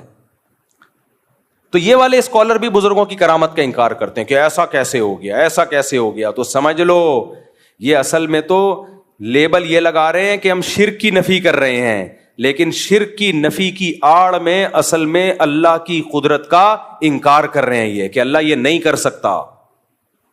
لہذا یہ ہر کہانی کو, ہر کرامت کو بولتے ہیں کہانیاں. ہر کرامت کو کیا بولتے ہیں؟ کہانیاں سنا رہا ہے. بھائی کچھ کرامت کے واقعات مستند ذریعے سے ہوتے ہیں. فضائل اعمال میں جو کرامت کے واقعات بیان کیے گئے ہیں وہ شیخ الحدیث مولانا زکریا نے خود بیان نہیں کیے, وہ جن لوگوں کی کتابوں سے بیان کیے ہیں وہ سارے مستند لوگ ہیں. ان میں بہت سے تو بخاری مسلم اور حدیث کی کتابوں کے راوی ہیں. اگر آپ ان کو جھوٹا قرار دو گے تو آپ کو حدیث پہ اعتماد ختم ہو جائے گا. تبھی یہ جتنے لوگ ہیں نا جو فضائل اعمال کی کرامتوں پہ اعتراض کرتے ہیں, یہ مولانا زکریا کو تو بولتے ہیں کہ انہوں نے کہانیاں سنائی ہیں. جس کتاب سے مولانا زکریا نے وہ کرامت کا واقعہ لیا ہوتا ہے اس کتاب کے مصنف کو کبھی نہیں کہتے کہ یہ جھوٹا ہے. نہیں آ رہی میرا خیال ہے بات. تبھی فضائل اعمال, فضائل صدقات کی کرامتوں کے واقعات پہ کوئی بھی اعتراض کرے نا تو فوراً بولو کہ ٹھیک ہے تو اپنی بات پہ قائم رہنا. جس کتاب سے انہوں نے کرامت لی ہے اصل میں تو اس کتاب کا مؤلف جھوٹا ہے نا, تو بول کہ اس کتاب کا مؤلف جھوٹا ہے.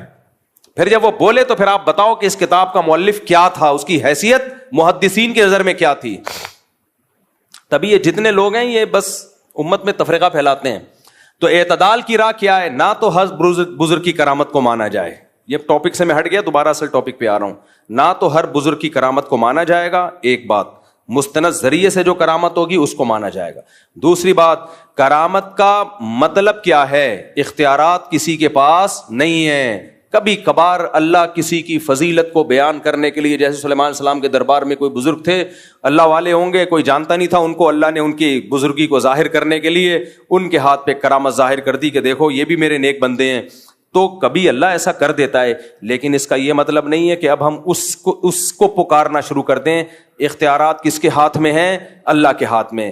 اختیارات اللہ کے ہاتھ میں تھے, پھر اس نے موسیٰ کی لاٹھی سے, موسیٰ علیہ السلام کی لاٹھی سے سمندر کے 2 ٹکڑے کر دیے. کیے کس نے؟ اللہ نے. تو سمندر کے 2 ٹکڑے کروانے ہو تو کس کو پکارا جائے گا؟ اللہ کو. پھر اللہ کی مرضی بھائی.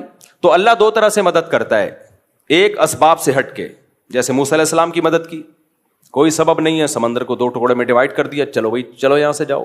جب فرعون آیا دوبارہ ملا دیا اللہ نے. اس طرح سے بھی اللہ مدد کرتا ہے. اور ایک یہ کبھی کبھار ہوتا ہے, یہ اللہ کی عادت بولو نہیں ہے. عادت اللہ کی اسباب پیدا کرے گا. اللہ کی عادت کیا ہے؟ مثال کے طور پر آپ کمارے چھڑے چھاٹ اللہ سے دعا مانگ رہے ہو میں بھی صاحب اولاد بن جاؤں, تو ایسا نہیں ہوگا آپ کو حمل ٹھہر جائے اور بچہ پیدا ہو جائے. نا. یا کوئی لڑکی دعا مانگ رہی ہے اللہ بغیر شوہر کے اولاد دے دے, اولاد دے دے.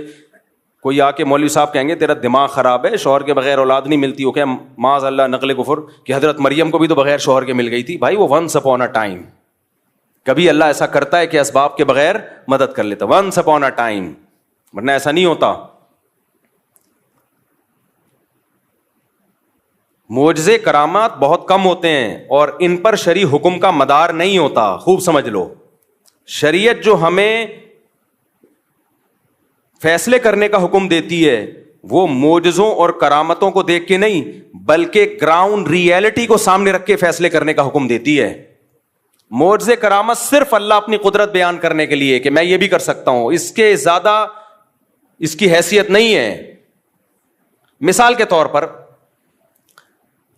آپ فرار ہوئے, کسی ملک میں جنگ چھڑ گئی, آپ بھی مظلومن فرار ہوئے وہاں سے, اور آپ نے وہ والا راستہ اختیار کیا جہاں سمندر ہے. اب کوئی کہہ رہا ہے وہاں سمندر ہے, پاگل کہاں جائے گا, آگے نہیں ہے, ادھر سے انڈا موڑ سے لیفٹ سائڈ پہ مڑ جا, ادھر سے ہوتا ہوا گلشن اقبال سے ہوتا ہوا ٹھٹھا کی طرف نکل جا. وہ کہہ رہا ہے نہیں, میں کہاں جاؤں گا, سینڈ سپٹ اور ہاکس بے کی طرف جاؤں گا. کسی نے کہا وہاں آگے راستہ بند ہو رہا ہے. کہا کہ تجھے اللہ کی قدرت پہ یقین نہیں ہے, موسیٰ علیہ السلام بھی تو اسی ٹریک پہ چلے تھے, آگے راستہ بند تھا, اس خدا نے اپنی قدرت دکھائی اور سمندر کو 2 حصوں میں تقسیم کر دیا. تو میں جب وہاں جاؤں گا آگے اللہ اپنی قدرت سے کشتیاں بھیج دے گا, اللہ اپنی قدرت سے سمندر کو پھاڑ دے گا. تو ہم کہیں گے تیرا دماغ ہو گیا ہے خراب, نہیں آئی میرا خیال ہے بات. ہم کیا کہیں گے, تیری کھوپڑی ہو گئی ہے آؤٹ. ہم کہیں گے بھائی موسیٰ علیہ السلام جان کر اس راستے پہ نہیں چلے تھے, بھول گئے تھے راستہ, چلے تو وہ اس ٹریک پہ تھے جو خشکی کا راستہ جاتا ہے, وہ راستہ ہی بھول گئے, بس اللہ نے اپنی قدرت دکھانی تھی. کہ نہیں تم اللہ کی قدرت کے منکر ہو, کیا اللہ سمندر کو 2 حصوں میں تقسیم نہیں کر سکتا؟ بھائی کر تو سکتا ہے, تو اللہ کرے گا, کر تو سکتا ہے, لیکن تجھے یہ کس نے کہا کہ کرے گا؟ ایک دفعہ مجھے یاد ہے کوئی مجھے مشورہ دے رہا تھا, کوئی ایسے بے احتیاطی والا مشورہ دے رہا تھا. میں نے کہا یار حالات ٹھیک نہیں ہے, اس طرح میرا جانا ایسے موقع پہ وہاں ٹھیک نہیں ہے, آج کل تھریٹس بہت ہیں, تھوڑا پرانی بات ہے, جان کا خطرہ ہے. اس نے کہا اللہ نے چاہا تو اللہ بچائے گا. میں نے کہا اگر اللہ نے نہیں چاہا تو تیرا باپ بچائے گا پھر؟ کہ نہیں اللہ نے چاہا تو اللہ بچا لے گا. یہ تو ہمیں پتا ہے اللہ نے چاہا تو بچائے گا, لیکن مجھے پتا ہے کہ اللہ چاہتا ہے کہ نہیں چاہتا. میں بلیچ پی رہا ہوں, اللہ نے چاہا تو اللہ بچا لے گا. مجھے پتا ہے یہاں فلاں جگہ پہ دہشت گردی ہے, قتل و غارت ہو رہے ہیں, نہیں جاؤ بھائی, وہاں پہ بم پھٹ رہے ہیں, حالات خراب ہیں, اللہ نے چاہا تو اللہ بچا لے گا. تو ٹھیک ہے, بہت سے لوگوں کو اللہ نے بچایا بھی ہے. اب کراچی کے جو حالات خراب چل رہے تھے, جگہ جگہ بم دھماکے ہو رہے تھے, بنارس لوگ جاتے تھے نا, وصیت کر کے جاتے تھے کہ میں بنارس جا رہا ہوں. بنارس والا ادھر آتا تھا, وصیت کر کے آتا تھا میں انڈا موڑ آ رہا ہوں. ایسی جنگ چل رہی تھی, لوگوں نے کہا ویزے لے کے جاؤ بھائی. تو کراچی کے حالات دیکھے ہیں نا, تو اس میں کہا جاتا تھا بھائی گھر سے باہر مت نکلو, نہیں جی اللہ بچائے گا. اللہ نے چاہا تو اللہ بچائے گا, یقیناً اللہ نے چاہا تو بچائے گا, لیکن اللہ چاہے گا کہ نہیں چاہ رہا ہے یہ ہمیں معلوم نہیں ہے. تو چاہتا ہے کہ اللہ چاہے کہ میں بچوں, لیکن اللہ بھی چاہتا ہے کہ تو جو چاہتا ہے وہ ہو. تو اس لیے معجزوں اور کرامتوں پر فیصلے نہیں کر سکتے آپ. اس کی ایک اور مثال, جب ایک شرعی حکم لوگوں کو بیان کیا جاتا ہے کہ بغاوت کے لیے یا جہاد کے لیے ضروری ہے کہ آپ کے پاس پراپر تیاری ہو, دشمن سے لڑنے کی طاقت ہو. اس طاقت کے بغیر آپ کو نہ جنگ کرنے کی اجازت ہے, نہ مسلح بغاوت کی اجازت ہے. جب تک آپ کے پاس پاور نہیں ہے, سامنے ٹینک ہیں آپ کے پاس, اس کے مقابلے میں نہ ٹینک ہے نہ جہاز ہے, کچھ بھی نہیں ہے, تو آپ کیسے بغاوت کرو گے؟ لوگ کہتے ہیں بدر میں کیسے ہو گیا تھا, 313 نے 1000 سے مقابلہ کیا, اور خالد ابن ولید نے 60 سے 60,000 کا حصار توڑا. بھائی بدر میں 313 کا جو 1000 سے مقابلہ تھا وہ نبی کے ارادے سے نہیں تھا, وہ تو کسی اور ارادے سے نکلے تھے. تو مشرکین نے اچانک 1000 کا لشکر لے کے آ گئے, تو وہ تو اس کے علاوہ کوئی راستہ ہی نہیں تھا. تبھی پھر مدد اللہ کی طرف سے نازل ہوئی ہے. تو وہ معجزہ تھا کہ 313,000 پہ غالب آ گئے. نبی خود 313 کو لے کے مکہ پہ چڑھائی کے لیے کبھی بھی نہیں نکلے. نبی مکہ پہ چڑھائی کے لیے اپنے ارادے کے ساتھ اس وقت گئے ہیں جب 10,000 کا لشکر تیار ہوا ہے, پھر آپ نے مکہ پہ اٹیک کیا ہے. سمجھ میں آ رہی ہے بات کہ نہیں آ رہی ہے؟ دیکھو 13 سال مکہ میں آپ نے جہاد نہیں کیا. کچھ لوگ کہتے ہیں ایمان نہیں بنا تھا, نا اس وقت کا جو ایمان تھا وہ بعد میں اس لیول کا ایمان تو کبھی بن ہی نہیں سکتا, کیونکہ قرآن کہہ رہے جو ہجرت سے پہلے ایمان لے آئے نا ان کا ایمان سب سے تگڑا ہے. بلال حبشی کا ایمان رضی اللہ عنہ, ابو بکر کا ایمان, عمر بن خطاب کا ایمان, سیدنا علی کا ایمان, سیدنا عثمان کا ایمان, سیدنا عبداللہ بن مسعود کا ایمان. یہ وہ لوگ تھے جب اسلام انتہائی کمزور تھا, ایسے پاورفل ایمان والے لوگ تھے یہ. اس وقت منافق کا تصور ہی نہیں تھا, لیکن آپ نے جہاد کیا اس 13 سال میں؟ بولو صبر صبر صبر صبر کی تلقین. اتنا ظلم ہوا ہے. خباب ابن ارت رضی اللہ تعالیٰ عنہ نبی کے پاس آئے کہ مجھے میرا مالک جو ہے آگ کے انگاروں پہ لٹاتا ہے اور اتنے بڑے بڑے کھڈے پڑ گئے تھے کمر میں. یا رسول اللہ الا تستنصر لنا, آپ اللہ سے ہمارے لیے مدد کی دعا کیوں نہیں کرتے؟ تو خباب ابن ارت یہ بھی تو کہہ سکتے تھے یا رسول اللہ آپ تلوار اٹھائیں ہم جہاد کرتے ہیں, یا نبی کہتے تلوار اٹھاؤ ہم کیا کرتے ہیں جہاد. نہیں کیا. آپ نے فرمایا صبر کرو, ایک دن آنے والا ہے کہ ایک عورت زیور سے آراستہ ہو کے صنعاء تک چلے گی, اتنا لمبا راستہ طے کرے گی, کوئی اسے خوف نہیں ہوگا, ایسا امن دنیا میں قائم ہونے والا ہے. لیکن تستعجلون, تم جلدی کر رہے ہو. تو کیوں تلوار نہیں اٹھائی؟ اس لیے کہ بہت تھوڑے تھے اور کافر بہت زیادہ پاور میں تھے. گراؤنڈ ریئلٹی اور اسباب کو سب سے زیادہ فوکس اسلام کرتا ہے. تبھی تو مسلمان دنیا میں مار کھا رہے ہیں, بیٹھے ہوئے پھینک رہے ہوں گے, بس باتیں کر رہے ہوں گے, کسی بھی چیز کا کوئی سبب اختیار نہیں کرتے, نہ صحت کا سبب, بے موقع توکل. تو نبی نے مکہ میں 13 سال صبر کیا ہے کیونکہ طاقت بولو نہیں تھی. اتنے سے لوگ نہیں لڑ سکتے بھائی, اتنوں سے. حضرت بلال کے سینے پہ پتھر رکھے جا رہے ہیں, وہ پتھر نہیں ہٹا سکتے, اور ایسی قوم کو حکم دیا جائے کہ تم ان کے خلاف کیا کرو, لڑائی شروع کر دو. وہاں اتنا کر سکتے تھے کہ جان بچا کے مکہ سے نکل جائیں. جان بچا کے کیا کریں؟ یہ نکلنا بڑا مشکل تھا, مکہ والے نکلنے نہیں دے رہے تھے. اس کے لیے آپ صلی اللہ علیہ وسلم نے پلاننگ کی ہے. جب مشرکین نے آپ کے قتل کا فیصلہ کیا تو اللہ نے وحی کی کہ اب آپ مکہ سے نکل جائیں کیونکہ یہ آپ کو قتل کرنا چاہتے ہیں. تو اس کے لیے بھی پلاننگ کی ہے کہ مکہ اور مدینہ کا جو راستہ تھا وہ استعمال نہیں کیا گیا کیونکہ مشرکین کو پتا تھا اسی ٹریک پہ چلے ہوں گے. نہ اپوزٹ والا راستہ جو مدینہ سے دور کر دیتا ہے, اس راستے پہ آپ چلنا شروع ہوئے. تو آپ تو معجزہ اور کرامت, آپ کے ہاتھ پہ تو معجزے ظاہر ہوتے تھے. آپ کہتے بھائی چلو نکلو یار, بچانے والا کون ہے؟ اللہ ہے بھائی. جس اللہ نے موسیٰ کو بچا لیا سمندر کے 2 ٹکڑے کر کے, وہ مجھے کیوں نہیں بچائے گا؟ چلو نکلو. نہ فرمایا یہاں سے نہیں ادھر سے جائیں گے تاکہ کسی کو شک ہی نہ ہو, کسی کو وہم ہی نہ ہو. تو معجزے اور کرامت کے واقعات سن کے نا, یہ صرف اللہ کی قدرت پہ ایمان لانا ہے ہم نے کہ اللہ کبھی کبھار اس طرح بھی مدد کر لیتا ہے. کرنا وہی ہے جو اسباب کہہ رہے ہیں. کتنے شوگر کے مریضوں کو دیکھا ہے رسگلے کھا رہے ہوتے ہیں, کہتے ہیں موت تو ایک دن لکھی ہوئی ہے اور اللہ ہے بچانے والا. تو میں ان سے کہتا ہوں موت لکھی ہوئی ہے, تیری بہت جلدی لکھی ہوئی ہے, کیونکہ اللہ کو پتا تھا یہ شوگر کا پیشنٹ ہے, لڈو کے ڈبے کھا جائے گا, لہذا اگلی 1 جنوری سے پہلے فرشتوں کو آرڈر ہوا ہوتا ہے کہ اس کی لکھی ہوئی ہے 31 دسمبر کے 12 بجنے سے پہلے اس کو اٹھا لینا, ڈیٹ چینج نہیں ہونی چاہیے. لکھا ہوا تو ہوتا ہے لیکن وہ لکھا ہوا ہماری حرکتوں کے حساب سے ہی ہوتا ہے. سمجھ میں آ رہی ہے بات کہ نہیں ہے؟ موت لکھی ہوئی ہے لیکن اس میں حرکتیں بھی لکھی ہوئی ہیں کہ یہ اتنی جلدی مر جائے گا. کیوں؟ کام سارے مرنے والے کرے گا یہ, اس لیے کیا ہو جائے گا, جلدی مرے گا. تو موت کا ایک دن یقیناً متعین ہے لیکن اس کے اسباب بھی متعین ہیں. سمجھتے ہو کہ نہیں سمجھتے ہو؟ تبھی مسلمانوں میں آپ دیکھ لو, موٹا ہے تو موٹا ہی ہوتا چلا جا رہا ہے, پھیلتا چلا جا رہا ہے. غیر مسلم اسباب کو فوکس کر رہے ہیں, وہ صبح اٹھ کے ورزش بھی کرتے ہیں. میں تھائی لینڈ میں گیا تو فجر کی نماز کے بعد میں نے دیکھا فل مارکیٹیں کھلی ہوئی ہیں, ایسے جیسے کھچا کھچ رش ہوتا ہے بازار میں. ابھی سورج نکلا ہے اور ان کی مارکیٹیں فل. ہمارے یہاں تصور ہے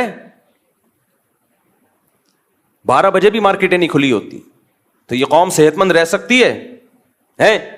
کھائے جا رہے ہیں. میرے صرف پراٹھے والے بیانات کو فوکس کیا ہوا ہے, ورزش والے بیانات کو فوکس کیا ہی نہیں ہے. تو نہ کوئی فزیکل ایکٹیویٹی ہے, نہ کوئی, پھر بیمار ہوتے ہیں. بھائی اللہ, بیماری بھی اللہ کی طرف سے, صحت بھی اللہ کی طرف سے. اللہ بہت بڑے ہیں, یقیناً اللہ بہت بڑے ہیں, اسی وجہ سے تجھے ان لڈوؤں کی وجہ سے بیمار کر رہے ہیں, اسی وجہ سے کر رہے ہیں تجھے. تو معجزے اور کرامت برحق ہیں, لیکن یہ بتانے کے لیے کہ مایوس مت ہونا. بعض دفعہ سارے اسباب فیل ہو جاتے ہیں. ہم نے تو اسباب ہی اختیار کرنے ہیں بھائی کامیابی کے لیے, جیسے نبی نے اختیار کیے. مکہ میں جہاد نہیں کیا آپ نے, پھر غزوہ بدر میں بھی ایک اتفاقی واقعہ ہو گیا، ورنہ آپ کا ارادہ 1000 کے لشکر سے لڑنے کا نہیں تھا. پھر احد میں بھی مشرکین نے پہل کی تھی، آپ نے بڑھ کے مکہ پہ حملہ نہیں کیا، تو دفاعی پوزیشن میں آپ لڑے ہیں کہ دفاع کرو اپنا، وہ تو کرنا بنتا ہے نا، وہ تو کرنا ہی کرنا تھا، دفاعی پوزیشن. پھر غزوہ خندق میں چاروں طرف سے قبائل نے مل کے حملہ کا ارادہ کیا، تو بھی آپ نے دفاع پہ اکتفا کیا، بڑھ چڑھ کے ان پہ حملے نہیں کیے. بھائی دفاع کرو کسی طریقے سے، اس میں مشورے لیے. مشورے کیسے لیے؟ صحابہ کرام نے یہ جنگ پہلے کبھی دیکھی نہیں تھی کہ چاروں طرف سے مل کے کوئی حملہ کر لے. تو آپ نے سلمان فارسی کو بلایا کہ فارس میں تم نے کبھی ایسی جنگ دیکھی ہے؟ انہوں نے کہا ہاں ہم نے دیکھی ہے. کیا کرتے ہو؟ خندقیں کھودتے ہیں ہم تاکہ دشمن اندر نہ آئے. اب اس کے علاوہ کوئی آپشن ہی نہیں تھا. وہ خندقیں کھودنا آسان کام نہیں تھا.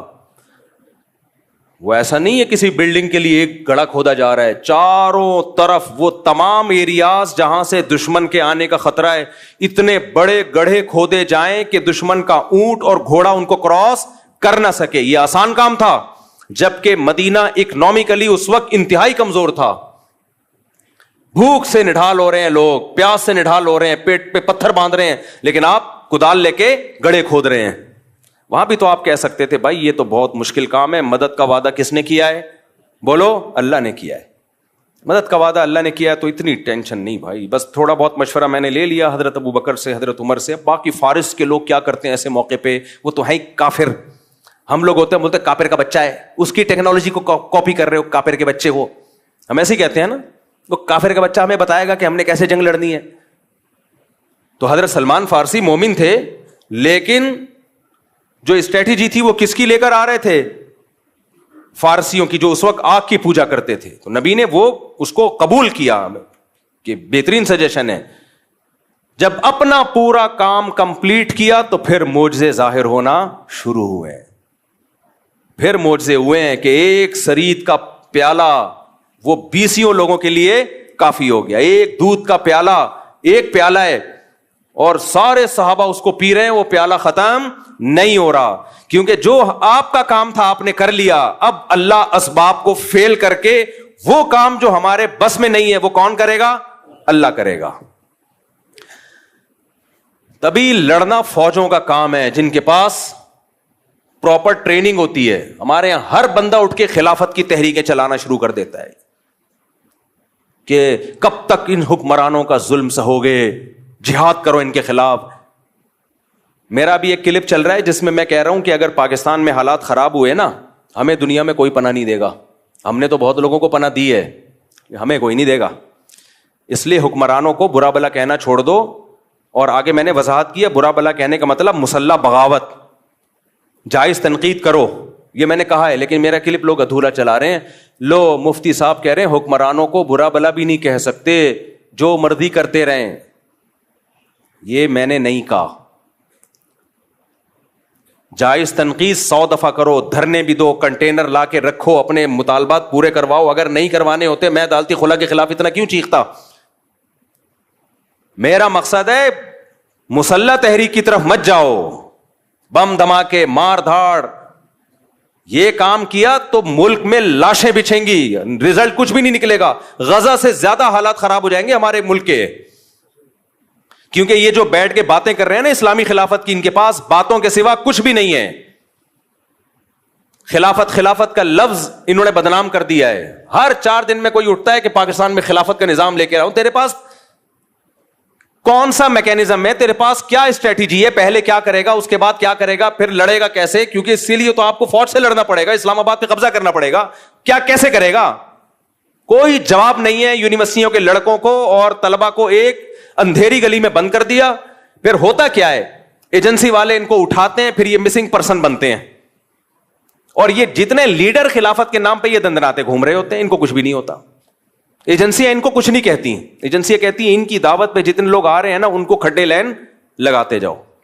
ان کی چمڑیاں ادھیڑی جاتی ہیں، کوئی پوچھنے والا. تو ایسے جتنے بھی اسکالرز ہیں نا یونیورسٹیوں میں آج کل، یہ بہت اس طرح کے اسکالرز آ رہے ہیں کہ دیکھو یہ مولوی نظام کے خلاف نہیں کھڑے ہوتے. نظام کے خلاف کھڑے ہونے کا مطلب کیا ہے؟ مطلب پہلے واضح کرو، کیا مطلب کھڑے ہونے کا مطلب؟ اگر تم یہ کہہ رہے ہو توپیں گنے لے کے نکل جائیں، یہ نظام کے خلاف ہم نہیں کھڑے ہوں گے بھائی. اس سے نقصان ہوگا, ملک میں انارکی پھیلے گی, ملک کے ٹکڑے ہوں گے, اور غیر مسلم طاقتوں کے ہاتھ میں یہ کنٹری چلا جائے گا, اس سے بدتر حالات ہو جائیں گے. اور اگر نظام کے خلاف کا مطلب ہی کہ احتجاج کرو, میڈیا پہ دھرنے دے کے 100 دفعہ کرو, کس نے منع کیا بھائی؟ کس نے منع کیا ہے؟ بنگلہ دیش والوں نے کیا نا احتجاج, کامیاب ہوئے وہ, تو کس نے منع کیا آپ کو احتجاج کرنے؟ یہاں تو بات خلافت سے شروع ہو رہی ہے, اور خلیفہ کون ہوگا آج تک نہیں ڈیفائن کر پائے یہ لوگ. وہ خلیفہ ہوتا ہے وہ بیچارہ اس قابل ہی نہیں ہوتا کہ اس کو کوئی عورت اپنا شوہر بنا لے, اور وہ ملک کا خلیفہ بننے نکلا ہوتا ہے.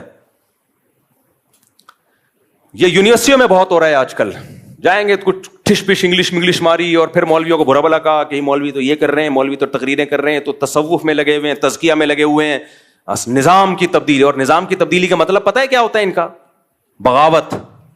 اب تو واضح لفظوں میں کہنا چھوڑ دیا, کیونکہ کچھ لوگوں کو ایجنسی نے اٹھا کے ان کے اگلے پچھلے گناہ معاف کیے پھر چھوڑ دیا, تو وہ بغاوت کا لفظ یوز نہیں کر رہے. اندر ان کے وہی جذبات ہیں, خلافت, نظام تبدیلی. ابے کیا مطلب نظام کی تبدیلی؟ ہمارے پاس ایک سوٹیبل پیکج ہے نظام کی تبدیلی کا. وہ پیکج کیا ہے بھائی؟ یونیورسٹیاں بناؤ, اسکول بناؤ, تعلیم کو فوکس کرو, تاکہ آپ کی چھت کے نیچے جب کوئی بندہ پڑھ کے فوج میں جائے گا, جب کوئی بیوروکریسی میں جائے گا, جب کوئی عدلیہ میں جائے گا, ماحول آپ اس کو دینی ماحول دو گے تو وہاں جا کے فیصلے بھی کیسے کرے گا؟ اچھے. اور اگر آپ ان شعبوں میں نہیں گئے تو پھر یہ تمام اہم ترین شعبے آپ نے اسلام دشمنوں کے لیے چھوڑ دیے ہیں. پھر فوج میں بھی اسلام دشمن لوگ جائیں گے, عدلیہ میں بھی اسلام دشمن لوگ جائیں گے, بیوروکریسی میں بھی اسلام دشمن لوگ جائیں گے, پھر فیصلے آپ کے خلاف ہوں گے اور آپ دھرنے دیتے رہو گے. یہ ایک سوٹیبل طریقہ ہے نظام کی تبدیلی کا. یہ طریقہ نہیں ہے کہ آپ اٹھے اور دھرم کر کے آپ نے اتنے بندے وہاں مار دیے, اتنے بندے وہاں مار دیے. اس سے کچھ بھی حاصل ہونے والا نہیں ہے, اور اگر حاصل ہوا تو آپ کو نہیں ہوگا, ان طاقتوں کو ہوگا جو آپ کو فیور کر رہی ہیں. سمجھ میں آ رہی ہے بات کہ نہیں آ رہی ہے؟ ان طاقتوں کو فائدہ ہوگا اس سے. اور ویسے بھی میں بار بار کہہ رہا ہوں, پاکستان میں حالات خراب ہوئے نا, مجھے اور آپ کو کوئی پڑوسی ملک ٹھکانہ نہیں دے گا. ہم نے ٹھکانہ دیا, وہ نہیں دیں گے ہمیں. لوگ کہتے ہیں ڈالر لے کے ٹھکانہ دیا تھا, تو آپ بھی تو ڈالر لے کے ہی ہمیں بھگا رہے ہو وہاں سے. اور ہم نے کتنے افغانی یہاں پہ جو ہمارے بھائی ہیں, کیا ڈالر لے کے ہم نے ان کو یہاں ٹھکانہ دیا ہے؟ کس نے ڈالر لیے بھائی؟ آج بھی گھوم رہے ہیں, اور ہمیں خوشی ہے. 0 سے کروڑ پتی بن گئے, ان کی جائیدادیں ہیں, پراپرٹیاں ہیں, 100 دفعہ ہمیں خوشی ہوتی ہے اس سے. مسلمان ہیں. ضیاء الحق کی تقریر آپ سنے جا کے, جب یہ افغان جہاد شروع ہوا تھا, اس نے کہا تھا, اس کے الفاظ مجھے پورے الفاظ یاد نہیں, اس نے کہا تھا افغانوں کے لیے ہمارا ملک کھلا ہوا ہے, آئے یہاں پہ دھڑا دھڑ آئے. آپ نے اس سارے احسانات کو 2 منٹ میں دھجیاں اڑا دی کہ تم نے تو ڈالر کے لیے کیا تھا. تو ہمیں کوئی بھی نہیں رکھے گا. اور معلومات جب تک آتھینٹک معلومات نہ ہو نا, تبصرہ مت کیا کرو. آتھینٹک معلومات یہی ہیں کہ تمہیں کوئی بھی نہیں رکھے گا. صحیح ہے, اس ذہن میں رکھ. نہ پڑوسی رکھیں گے, چاہے وہ اسلامی حکومت ہے, ہم سے اچھے ہوں گے, 100 دفعہ اچھے ہوں گے, ان کی بڑی قربانیاں ہیں, 100 دفعہ قربانیاں ہیں, ان کے شہیدوں کے خون سے خوشبوئیں آئی ہیں, 100 دفعہ آئی ہیں, لیکن مجھے اور آپ کو نہیں رکھے گا کوئی بھی. یہ ذہن میں رکھنا. اور صرف یہ نہیں کہ رکھیں گے نہیں, لتر مار کے باہر نکالیں گے, لتر مار کے بولیں گے دفع ہو یہاں سے. عزت سے بھی نہیں نکالیں گے, لتر مار کے نکالیں گے. ویسے ہی ملاقات کے سلسلے میں چلے گئے تو ٹھیک ہے, رہنے کے لیے گئے, لتر مار کے نکالیں گے, لتر مار کے. یقین نہیں آتا, جاؤ, چلے جاؤ. سمجھتے ہو؟ باقی ان کی قربانیوں کا کوئی انکار نہیں ہے, جو اسلام نافذ کیا اس کا کوئی انکار نہیں ہے, 100 دفعہ. اور سب ہمارے بھائی ہیں بھائی, کسی سے نفرت پھیلانا مقصد نہیں ہے. جتنے پڑوسی ملک ہیں ہم ان سے ہم تو انڈیا سے دوستی کے قائل ہیں, جو خالصتاً کافر ملک ہے. بس صرف اتنی نالج دینا مقصد ہے کہ تمہیں کوئی رکھے گا نہیں. سمجھ رہے ہو؟ اور صرف نکالیں گے نہیں, لتر مار کے نکالیں گے. اس پہ لوگ اعتراض کر رہے ہیں میرے بیانات پہ. میں تو جو گراؤنڈ ریئلٹی وہ بیان کر رہا ہوں, باقی تو ہم تو دوستی کے قائل ہیں بھائی. اور جو بھی ہیں پڑوسی ملک کے ہمارے بھائی ہیں, 100 دفعہ آج بھی ہم ان کے لیے قربانی دینے کے لیے تیار ہیں, 100 دفعہ تیار ہیں. اس کو ہم سب سے بڑا جہاد سمجھتے ہیں.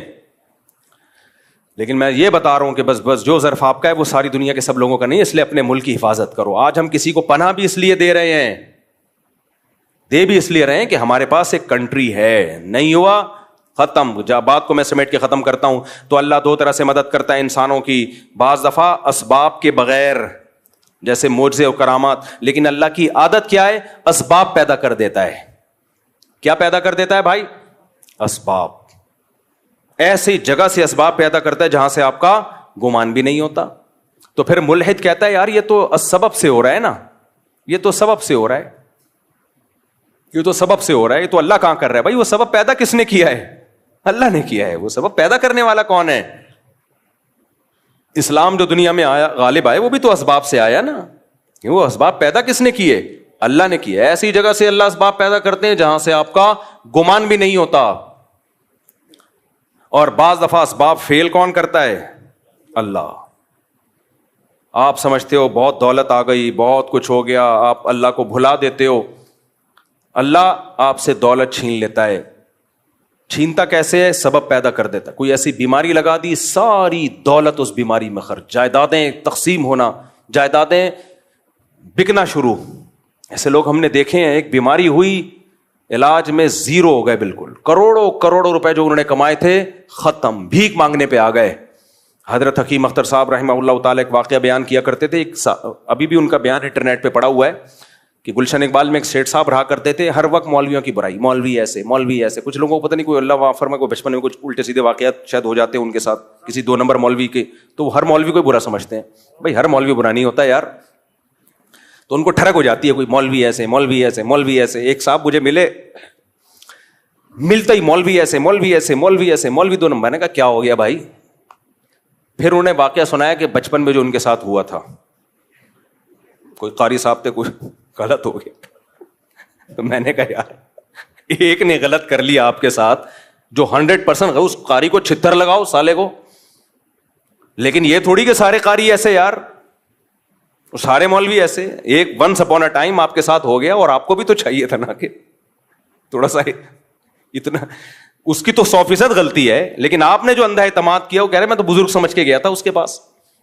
تو بزرگ بھی بعض بڑے ڈینجرس قسم کے ہوتے ہیں. 2 قسمیں تو بزرگوں کی ہے نا, 2 نمبر اور 1 نمبر. تو بعض دفعہ ایسا ہو جاتا ہے جس کی وجہ سے پھر آدمی کہتا ہے.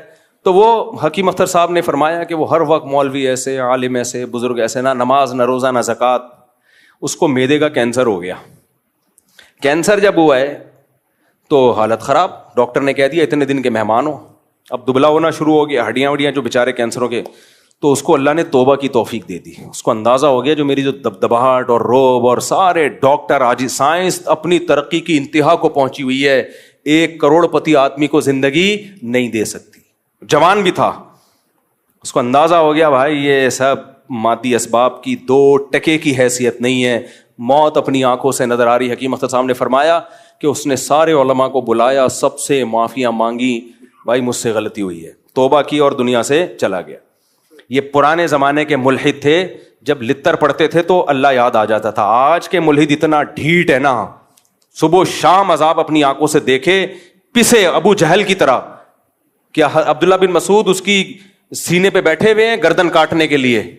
اس کو مان لینا چاہیے تھا نا, اسلام غالب آ گیا. دیکھو 313 کو اللہ نے 1000 پہ غالب کیا, لیکن وہ کیا کہتا ہے, نیچے سے گردن کاٹنا, مرنے کے بعد پتا چلے کسی سردار کی گردن ہے. سمجھ رہے ہیں, مرنے کے بعد پتا چلے. آج کے ملحد ایسے ہیں, ابو جہل جیسے. تو اس لیے میرے بھائی جو محبت اللہ کو دینی ہے, وہ محبت کیا ہے؟ پکارنا صرف اس کو ہے. تو کرسچینٹی سے بھائی جو ہمارا مذاق اڑا, ہم ہر مسیحی کو نہیں چھیڑتے, جو اسلام کا مذاق اڑا رہا ہے نا, مسلمانوں میں ٹالرنس نہیں ہے, برداشت نہیں ہے, یہ نہیں ہے, وہ نہیں ہے. بھائی مسلمان کا جرم تمہارے جرموں سے ہلکا ہے. تم نے ایک جرم ایسا کیا ہے نا, شرک کا, وہ ایک ترازو کے پلڑے میں جب لا کے رکھا جائے گا تو اللہ کہے گا مسلمان جیسا بھی ہے مانتا صرف مجھے تھا, اور تم جتنے بھی اچھے ہو میرے ساتھ عیسیٰ ابن مریم کو تم نے شریک کر لیا. تمہارا ایک جرم لاکھوں کلو کا ہے, صحیح ہے نا, اور مسلمانوں کے چھوٹے چھوٹے 20 جرم بھی اس جرم کا مقابلہ نہیں کر سکتے. اللہ ہمیں عمل کی توفیق عطا فرمائے. موضوع کچھ اور تھا, لیکن چلو جہاں بھی چلے گئے اچھی بات ہو گئی. یہ بہت سوال پوچھا جاتا ہے جو ڈیوٹی پوری نہیں کر رہے ان کی تنخواہ جائز ہے یا نہیں. اسی سے ملتا جلتا سوال. کچھ امام نمازیں پوری نہیں پڑھاتے, تنخواہ پوری لیتے ہیں, تو ان کے لیے تنخواہ حلال ہے یا حرام ہے. کچھ مدرسے کے اساتذہ چھٹیاں کرتے ہیں تو ان کے لیے تنخواہ پوری لیتے ہیں, حلال ہے حرام ہے. دیکھو تنخواہ کا تعلق اس سے ہے کہ جس ادارے میں آپ ہیں اس سے آپ کا ایگریمنٹ کیا ہوا ہے. بعض دفعہ ایگریمنٹ ہوتا ہے کام کا، جیسے امام کا ایگریمنٹ ہوا ہے کہ نمازیں میرے ذمے ہیں، میں خود پڑھاؤں یا اپنا کوئی نائب رکھوں، ایگریمنٹ ہی یہی ہوا ہے. بعض دفعہ ایگریمنٹ ہوتے نہیں آپ ہی کو پڑھانی پڑے گی. تو ایسی صورت میں جب ایگریمنٹ یہ ہو کہ نمازیں پوری آپ نے ہی پڑھانی ہے، تو پھر جتنی نمازوں کا امام صاحب بغیر عذر کے ناغہ کریں گے اتنی تنخواہ کاٹی جائے، ان کے اتنے پیسے کاٹے جائیں ان کی تنخواہوں سے، وہ پھر باقی تنخواہ حلال نہیں ہوگی. اسی طرح تدریس میں یا کہیں بھی جاب پہ جو بھی ایگریمنٹ ہوا ہے، کام کا ایگریمنٹ ہوا ہے یا ٹائم کا ہوا ہے یا دونوں کا ہوا ہے. بعض دفعہ ایگریمنٹ صرف کام کا ہوتا ہے، ہمیں کام چاہیے، آپ بے شک لیٹ آئیں، کام پورا کریں. بعض دفعہ ایگریمنٹ یہ ہوتا ہے آپ ٹائم پہ آئیں، بعض دفعہ ٹائم بھی چاہیے کام بھی چاہیے. تو جو ایگریمنٹ ہوا ہے اس ایگریمنٹ کو پورا کرنا لازم ہے. اس میں جتنی ڈنڈی ماریں گے اتنی حرام شامل ہو جائے گی تنخواہ، تو اتنی تنخواہ پھر واپس کرنی پڑے گی. ایک سوال یہ تھا کہ جیسے آئمہ کی بات کر رہے ہیں آپ، تو آئمہ اکثر فجر میں نہیں ہوتے جو کہ قیمتی نماز ہے. جی. 5 نمازوں میں سب سے زیادہ قیمتی نماز ہے فجر کی نماز. جی. اس میں آئمہ غیر حاضر ہیں. جی. تو ظاہر ہے پھر وہ روزی کا مسئلہ آ جائے گا، ان کی تنخواہ پوری مل رہی ہے. بس امام صاحب اگر فجر میں غیر حاضر ہیں تو ان کا اول تو فجر کی نماز سب پہ واجب ہے، تو امام صاحب پہ بھی واجب ہے فجر کی نماز. تو زیادہ تر امام تو فجر میں آتے ہیں، کچھ لوگ ہیں جو مارکیٹ سے شارٹ ہوتے ہیں.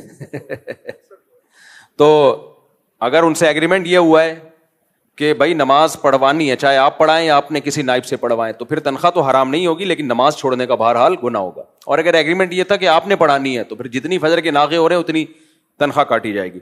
اچھا بھائی، پہلے تو میں آج کے بیان کا ایک ٹاپک مکمل کر دوں. یہ جو میں نے بات کی پڑوسی ملک میں آپ کو لتر لگا کے بھیجیں گے، کچھ لوگ کہتے ہیں ہم نے بھی تو بڑا ظلم کیا، اڈے بڈے دیے ان کے خلاف امریکہ کو. دیکھو وہ ظلم تھا، سب علماء نے اس وقت مخالفت کی تھی، بلکہ فوج میں بھی بہت سے لوگ اس کے مخالف تھے. تو ایک آدمی کی کارروائی تھی، وہ جنرل مشرف کی، یہ زیادتی اس نے کی ہے، اور زیادتی کو زیادتی ہی کہا جائے گا. لیکن اس زیادتی کے ساتھ احسانات بھی تولے جاتے ہیں، خالی زیادتیاں نہیں دیکھی جاتی. اور سب سے بڑی بات یہ ہے کہ جنرل مشرف نے اڈے دیے تھے. کن کو؟ جن کو اڈے دیے انہوں نے تو اندر گھس کے مارا ہے، ظلم کیا ہے. انڈیا نے بھی اور امریکہ نے بھی. ان کے ساتھ آپ دوستیاں بڑھا رہے ہیں.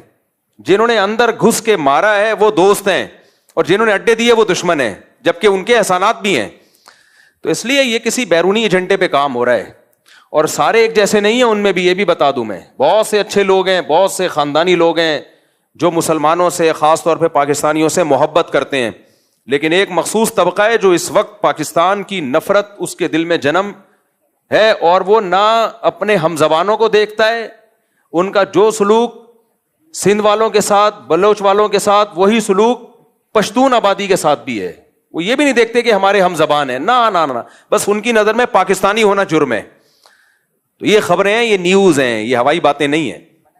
تو اس لیے میرا مقصد کسی ملک کو اچھا یا برا کہنا نہیں ہے، ہم سے اچھا ہی ہوں گے. میرا مقصد آپ کے دل میں آپ کے ملک کی قدر ڈالنا ہے، کہ اپنے ملک کی قدر کرو. اگر یہ گیا نا تو ہمیں نہیں کوئی ٹھکانہ دے گا، بس یہ بتانا مقصد ہے. باقی کون اچھا کون برا، سب ہمارے بھائی ہیں، سب دینی بھائی ہیں، بہت غیرت مند لوگ ہیں، بہت بڑی قربانی ہے ان کی. لیکن بس آپ میرا مقصد کسی قوم کی برائی یا اچھائی نہیں ہے. اچھے برے ہر قوم میں ہوتے ہیں، اچھے بھی ہوتے ہیں برے بھی ہوتے ہیں. ہم میں بھی بہت سے اچھے بھی ہیں برے بھی ہیں. میرا مقصد صرف آپ کے دل میں آپ کے ملک کی قدر ڈالنی ہے، کہ اگر آپ کے ملک کو کچھ ہوا تو میرے بھائی پڑوسی آپ کو ٹھکانہ نہیں دے گا. بس یہ بتا دوں میں. لیمو شہد ڈال کے پیا کرو، مزہ نہ. اس کو مکس کر کے لے آؤ میرے بھائی، مکس کر کے لے آؤ. اس کو چھان کے بھی لے آؤ، مکس کر کے لے آؤ. ٹھنڈا ٹھاٹ بنا دو. گرمیوں میں ٹھنڈا ٹھاٹ پیا کریں، سردیوں میں لیمو کا رس ٹھنڈا ٹھاٹ نہ پیا کریں، جھگڑ جائیں گے، اکڑ جائیں گے. صحیح ہے. میرا کل میں کلپ دیکھ رہا تھا، اس میں میں کہہ رہا تھا لیمو کو آدھا گھنٹہ پانی میں ڈال کے رکھو، اس کی کڑواہٹ آ جائے گی، پھر اس میں شہد ملاؤ اور اپنے خرچے پہ پی جاؤ، اور ٹھنڈا ٹھاٹ. تو مجھے خیال آیا کہ سردیوں میں اگر کوئی یہ بیان سنے گا تو ٹھنڈ نہ پہ جائے کہیں بہت زیادہ اس میں. تو یہ ٹھنڈا ٹھاٹ شدید گرمی میں جب پسینے نکل رہے ہوں، اگر سردیوں میں پی رہے ہو تو پھر اتنا ٹھنڈا پینے کی ضرورت نہیں ہے، نارمل ٹیمپریچر کا پیو. پھر بیان گرمیوں کا ہوتا ہے، لوگ سردیوں میں چلا رہے ہوتے ہیں، اس کو تو نقصان تو ہوگا نا. بعض اوقات سردیوں کے بیان گرمیوں میں چل رہا ہوتا ہے، تو پھر اس میں میرا قصور نہیں ہے. نظریہ ارتقاء کو نظریہ ارتقاء کا خلاصہ کیا ہے؟ ملحدین کہتے ہیں کہ اللہ خلاف عادت کوئی کام نہیں کرتا، اور دلیل دیتے ہیں کہ ولن تجد لسنت اللہ تبدیلا، اللہ کی سنت میں کبھی تبدیلی نہیں پاؤ گے. تو اللہ کی سنت یہی ہے کہ کبھی کبھار وہ خلاف عادت کام بھی کرتا ہے، لہذا اس میں کوئی تبدیلی نہیں ہوگی. کبھی کبھار وہ خلاف عادت کرتا رہے گا، نارملی اسباب کے ساتھ کام کرتا ہے، کبھی کبھار اپنی قدرت دکھانے کے لیے خلاف عادت بھی کر دیتا ہے. یہی اللہ کی سنت ہے جو کبھی بھی تبدیل نہیں ہو سکتی. لہذا کرامتیں ہمیشہ ظاہر ہوتی رہیں گی. ایک ملحد نے لکھا کہ جب سے ایک ویڈیو کیمرے ایجاد ہوئے کرامتیں ختم ہو گئی ہیں. کسی نے جواب میں لکھا کہ جب سے ویڈیو کیمرے بنے بندر سے انسان بننا بھی مارکیٹ سے. ایسوں کو ایسا ہی جواب دینا چاہیے. مفتی صاحب میری طبیعت میں ہر وقت غصہ ہوتا ہے, ہر وقت میرا بہت نروس ہوتا ہوں, اور کیوں؟ ہائے ہائے ہائے, ہر وقت غصہ, ہر وقت نروس 2 وجہ سے ہوتا ہے. یا تو کوئی فزیکلی مسئلہ ہوتا ہے, آپ کی نیند پوری نہیں ہو رہی, یا آپ میں میگنیشیم کی کمی ہے, کوئی منرل کی کمی ہے, کوئی وائٹامن کی کمی ہے.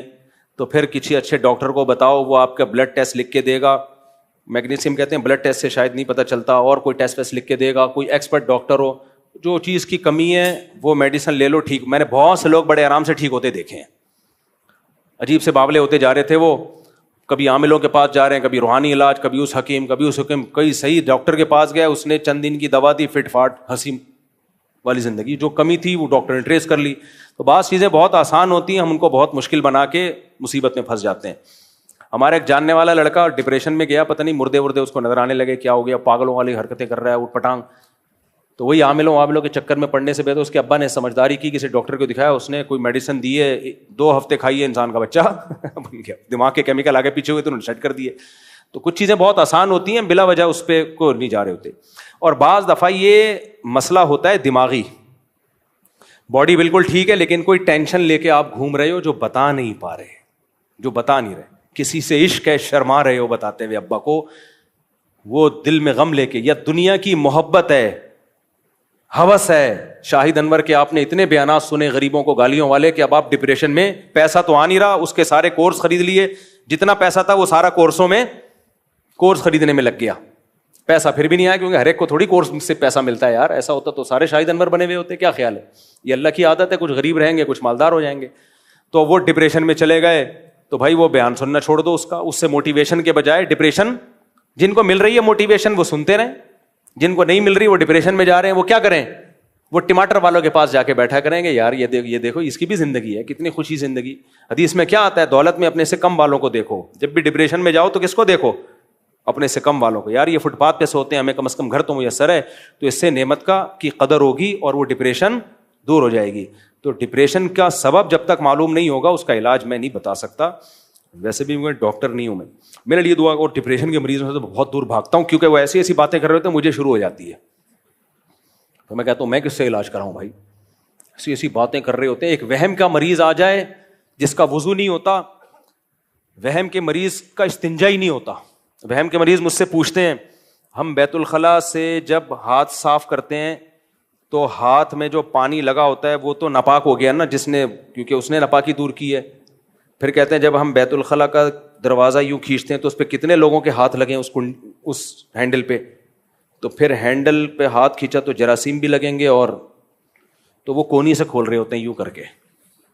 پھر کونی اب کہیں اور ٹچ نہ ہو جائے, دیوار پہ ٹچ ہو گئی, اس کو بہت, تو مجھے پھر خیالات وسوسے آنا شروع ہو جاتے ہیں.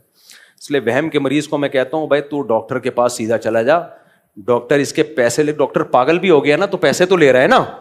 اور یہ بیچارے جو سائیکیٹرسٹ ہوتے ہیں نا, یہ خود تھوڑے دنوں کے بعد اپنا علاج کراتے ہیں, پتہ ہے آپ کو, کیونکہ سارا دن پاگلوں سے ملاقاتیں ہوتی ہیں ان کی, تو خود بھی تھوڑے سے کھسک جاتے ہیں. مجھے ایک ڈاکٹر نے بتایا, کہہ رہے ہم بھی کھسک جاتے تو پھر ہم اپنے سے کسی زیادہ سینئر کے پاس جاتے ہیں, سمجھ رہے ہو, وہ پھر ہماری سیٹنگ کو سیٹ کرتا ہے, تو وہ پتہ نہیں کس کے پاس جاتا ہوگا پھر. تو اس لیے بھائی میرے لیے دعا کریں, مجھے کوئی اچھی سی نوکری مل جائے. دیکھو ڈپریشن کا سب سے آسان علاج ہے نیچرل لائف پہ آؤ. بیوی ہو, بچے ہوں, خوشیاں بھی ہوں, غم بھی ہوں, تھکاوٹ بھی ہو, آرام بھی ہو, سب کچھ چل رہا ہو بس. آپ کو پتا ہے ایک رپورٹ ہے کہ یورپ میں ہر 4 میں سے 1 بچہ ڈپریشن کا مریض ہوتا ہے, کیونکہ ان کی لائف نیچرل نہیں ہے. ساری خوشیاں ان بچوں کی جھولیوں میں ڈال دیں تو نیچرل لائف تو نہیں رہی نا. ہمارے بچے کوئی بھی ڈپریشن کا مریض نہیں ہوتا, ہمیں ڈپریشن دے رہے ہوتے ہیں. اللہ کا بڑا فضل ہے, اللہ نظر بد سے بچائے. میرے 19 بچے ہیں الحمدللہ, اللہ کے فضل سے کوئی بھی ڈپریشن کا پیشنٹ نہیں ہے.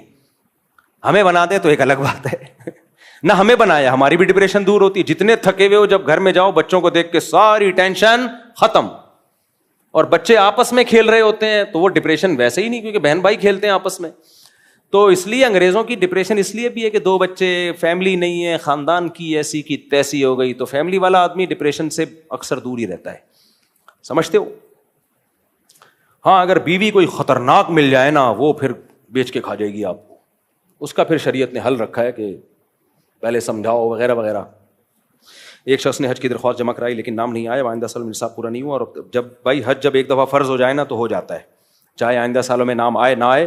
اب آپ پر لازم ہے کہ پیسے جمع کریں, اور جب پیسے آ جائیں آپ حج کر کے آئیں. ایک دفعہ جب فرض ہو گیا تو ہمیشہ کے لیے ہو گیا, پھر پیسے ختم بھی ہو گئے تو فرض رہتا ہے. ہاں گناہ نہیں ہوگا کیونکہ آپ کے مرضی کے بغیر ختم ہو گئے وہ پیسے, تو پھر حج بدل کی وصیت کریں اگر وراثت میں اتنے پیسے ہیں. میاں بیوی میں طلاق کے معاملے میں اختلاف ہو جائے, شوہر انکاری ہو 3 طلاق کا جبکہ بیوی 3 طلاق کی دعوے دار ہے اور گواہوں کا نصاب پورے نہیں, بیوی کا آنے کو تیار ہی نہیں, تو المرأۃ کالقاضی کے تحت بیوی کے لیے علیحدگی کی صورت ممکن ہے. اگر عورت نے 100% یقین ہے اللہ کو حاضر ناظر جان کے کہ میرے شوہر نے 3 طلاقیں دی اور یہ کمبخت مکر گیا ہے, تو پھر ایسی صورت میں عورت کورٹ کا سہارا لے کے عدالتی خلا لے لے. تو وہ خلا ویسے تو شریعت میں کالعدم ہوگا, لیکن اس موقع پہ ہم اس کو اس لیے مان لیں گے کہ بھئی طلاقیں تو ویسے ہی 3 ہو چکی ہیں, تو ایک قانونی کاغذ مل جائے گا آپ کو, تو اس بیس پہ وہ کورٹ سے خلا لے کے کہیں اور نکاح کر لے. لیکن اس کو پتا ہو جھوٹا الزام نہ لگا رہی ہو شوہر پہ. انجینئر صاحب گرفتار, کیا شریعت کی روشنی میں صحیح گرفتار ہوئے ہیں, اور اگر ہاں تو کیسی؟ گرفتار تو کسی اور مسئلے پر ہوئے تھے. گرفتار تو اس پہ ہوا تھا کہ عیسائیوں پہ غلط الزام لگایا ہے, لیکن اس کو کسی اور نے 295C میں ڈال دیا. تو میں اس پہ تو کوئی بات نہیں کروں گا کہ گرفتار ہونا ٹھیک تھا یا غلط تھا, اس کی تو مجھے پوری تحقیق نہیں ہے, کیونکہ عیسائی بھی مشتعل کہتے ہیں, بعض لوگ کہہ رہے ہیں کہ عیسائی بڑے مشتعل ہوئے ہیں, مسیحی لوگ بڑے مشتعل ہوئے ہیں, اشتعال انگیزی ہے. تو اس پہ تو 2 رائے ہو سکتی ہے کہ گرفتاری صحیح تھی یا نہیں تھی, وہ آپ ماہرین سے پوچھیں. لیکن یہ جو 295C ڈالا ہے یہ نہیں بنتا, جس بیس پہ ڈالا ہے, کوئی اور بیس ہو تو غلط بات ہے, لیکن ہمارے پاس جو معلومات ہیں وہ جس بیس پہ ڈالا ہے نا, اس بیس پہ 295C نہیں بنتا. اسٹوڈنٹ کے لیے گلزار قبل ڈریم ورلڈ میں پروگرام کیا تھا آپ نے, بہت سی فائدہ ہوا تھا. درخواست ہے کہ یہ عثمان بھائی نے کیا تھا, عثمان بھائی کو بولیں دوبارہ کر لیں. ڈریم ورلڈ میں اسٹوڈنٹ کے لیے مفتی صاحب, نام دیکھو کیسا لکھا, ڈریم ورلڈ, خوابوں کی دنیا. فوراً نوجوانوں کے ذہن میں 4 شادیاں آتی ہیں, خوابوں کی دنیا. مفتی صاحب آپ نے DC آفس میں جا کر پانی کے حوالے سے بات کی تھی, لیکن 2 دن ہو گئے, 20 دن نہیں بھائی 2 دن ہوئے, ہونے والے سیکٹر 10 میں ابھی تک پانی نہیں آیا. انہوں نے وعدہ کیا ہے کہ ہم پانی کی مقدار بڑھائیں گے, تو ابھی ان کو سانس لینے دو, دیکھتے ہیں اس مہینے کیا ہوتا ہے. میں نے ولاگ بنا کے اسی لیے ڈالا ہے کہ اگر پھر بھی نہیں آیا پانی تو پھر ہم بسیں بھر کے لے کے جائیں گے, وہاں جا کے بیٹھ جائیں گے, ہم بولیں گے پانی دو ورنہ ہم یہیں بیٹھے رہیں گے. تو امید ہے آ جائے گا. انہوں نے, اور وہ جو تھے MD صاحب بڑے اچھے آدمی تھے, بہت بااخلاق آدمی تھے, تو وہ تو ہمیں کافی اچھے آدمی لگے. باقی دیکھو ہوتا کیا ہے, ابھی 2 دن ہوئے نا, 20 دن نہیں ہوئے. مفتی صاحب میں نے بہت مشکل سے سولر پلیٹ لی تھی, کسی نے ہوائی فائرنگ کر کے اسے ضائع کر دیا, کیا قیامت کے اس کے بدلے میں اس بالکل حساب ہوگا. جس نے ہوائی فائرنگ کیا اس کا باپ بھی پیسے دے گا آپ کو. آپ نے ایک بیان میں کہا تھا کہ باپ جو کہے کر لو. میرے والد صاحب کیا کہتے ہیں بھائی, فاتحہ خوانی کرتے ہیں, 12 ربیع الاول مناتے ہیں. میں نے آپ کے بیان میں بھائی غیر شرعی چیزوں میں ابا کی اطاعت جائز نہیں ہے. خالی نعتیہ پروگرام کر رہے ہیں وہ تو ٹھیک ہے, نعت کی محفل لگانا یا انڈور کوئی جلسہ کر لینا انڈور, جس میں آپ صرف نبی کی سیرت بیان کریں, اس میں کوئی حرج نہیں ہے, اس حد تک ٹھیک ہے. جو حلوے مانڈے چل رہے ہوتے ہیں اور جو بتیاں جو پورا سیلیبریٹ کیا جاتا ہے نا, اس کو عید کی طرح منایا جاتا ہے, یہ بدعت ہے. میرے سل کے بال کمزور ہیں, احرام کی حالت میں بال ٹوٹ جائے تو کیا حکم ہے؟ جب بھی احرام سے نکلے نا تو چند ریال صدقہ کر دینا چاہیے, تاکہ غیر اختیاری طور پر کوئی غلطی اگر ہو گئی ہے, بال توڑ لیے ہیں, تو وہ تلافی ہو جائے. تو 10-20 ریال صدقہ کر دیں گے, کافی ہو جائے گا. میرے بھائی لکھو بھائی, کعبہ پر پہلی نظر پڑے تو کیا دعا کریں؟ اچھا, کعبہ پر پہلی نظر پڑتے ہی دعا قبول ہوتی ہے, اس کا مطلب پہلی نظر نہیں ہے. اس کا مطلب جب آپ کعبہ میں گئے ہیں تو کنٹینیوسلی جب آپ آگے جا رہے ہیں تو پہلی نظر ہی کہلائے گی.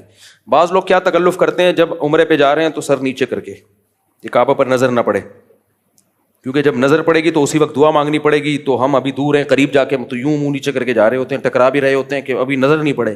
یہ تکلف کی ضرورت نہیں ہے. جب آپ کی نظر پڑ گئی تو بھی آگے جا کے دعا مانگ سکتے ہیں. طواف شروع کرنے سے پہلے جو بھی دعا ہوگی وہ کعبے پر پہلی نظر والی ہی دعا ہوگی.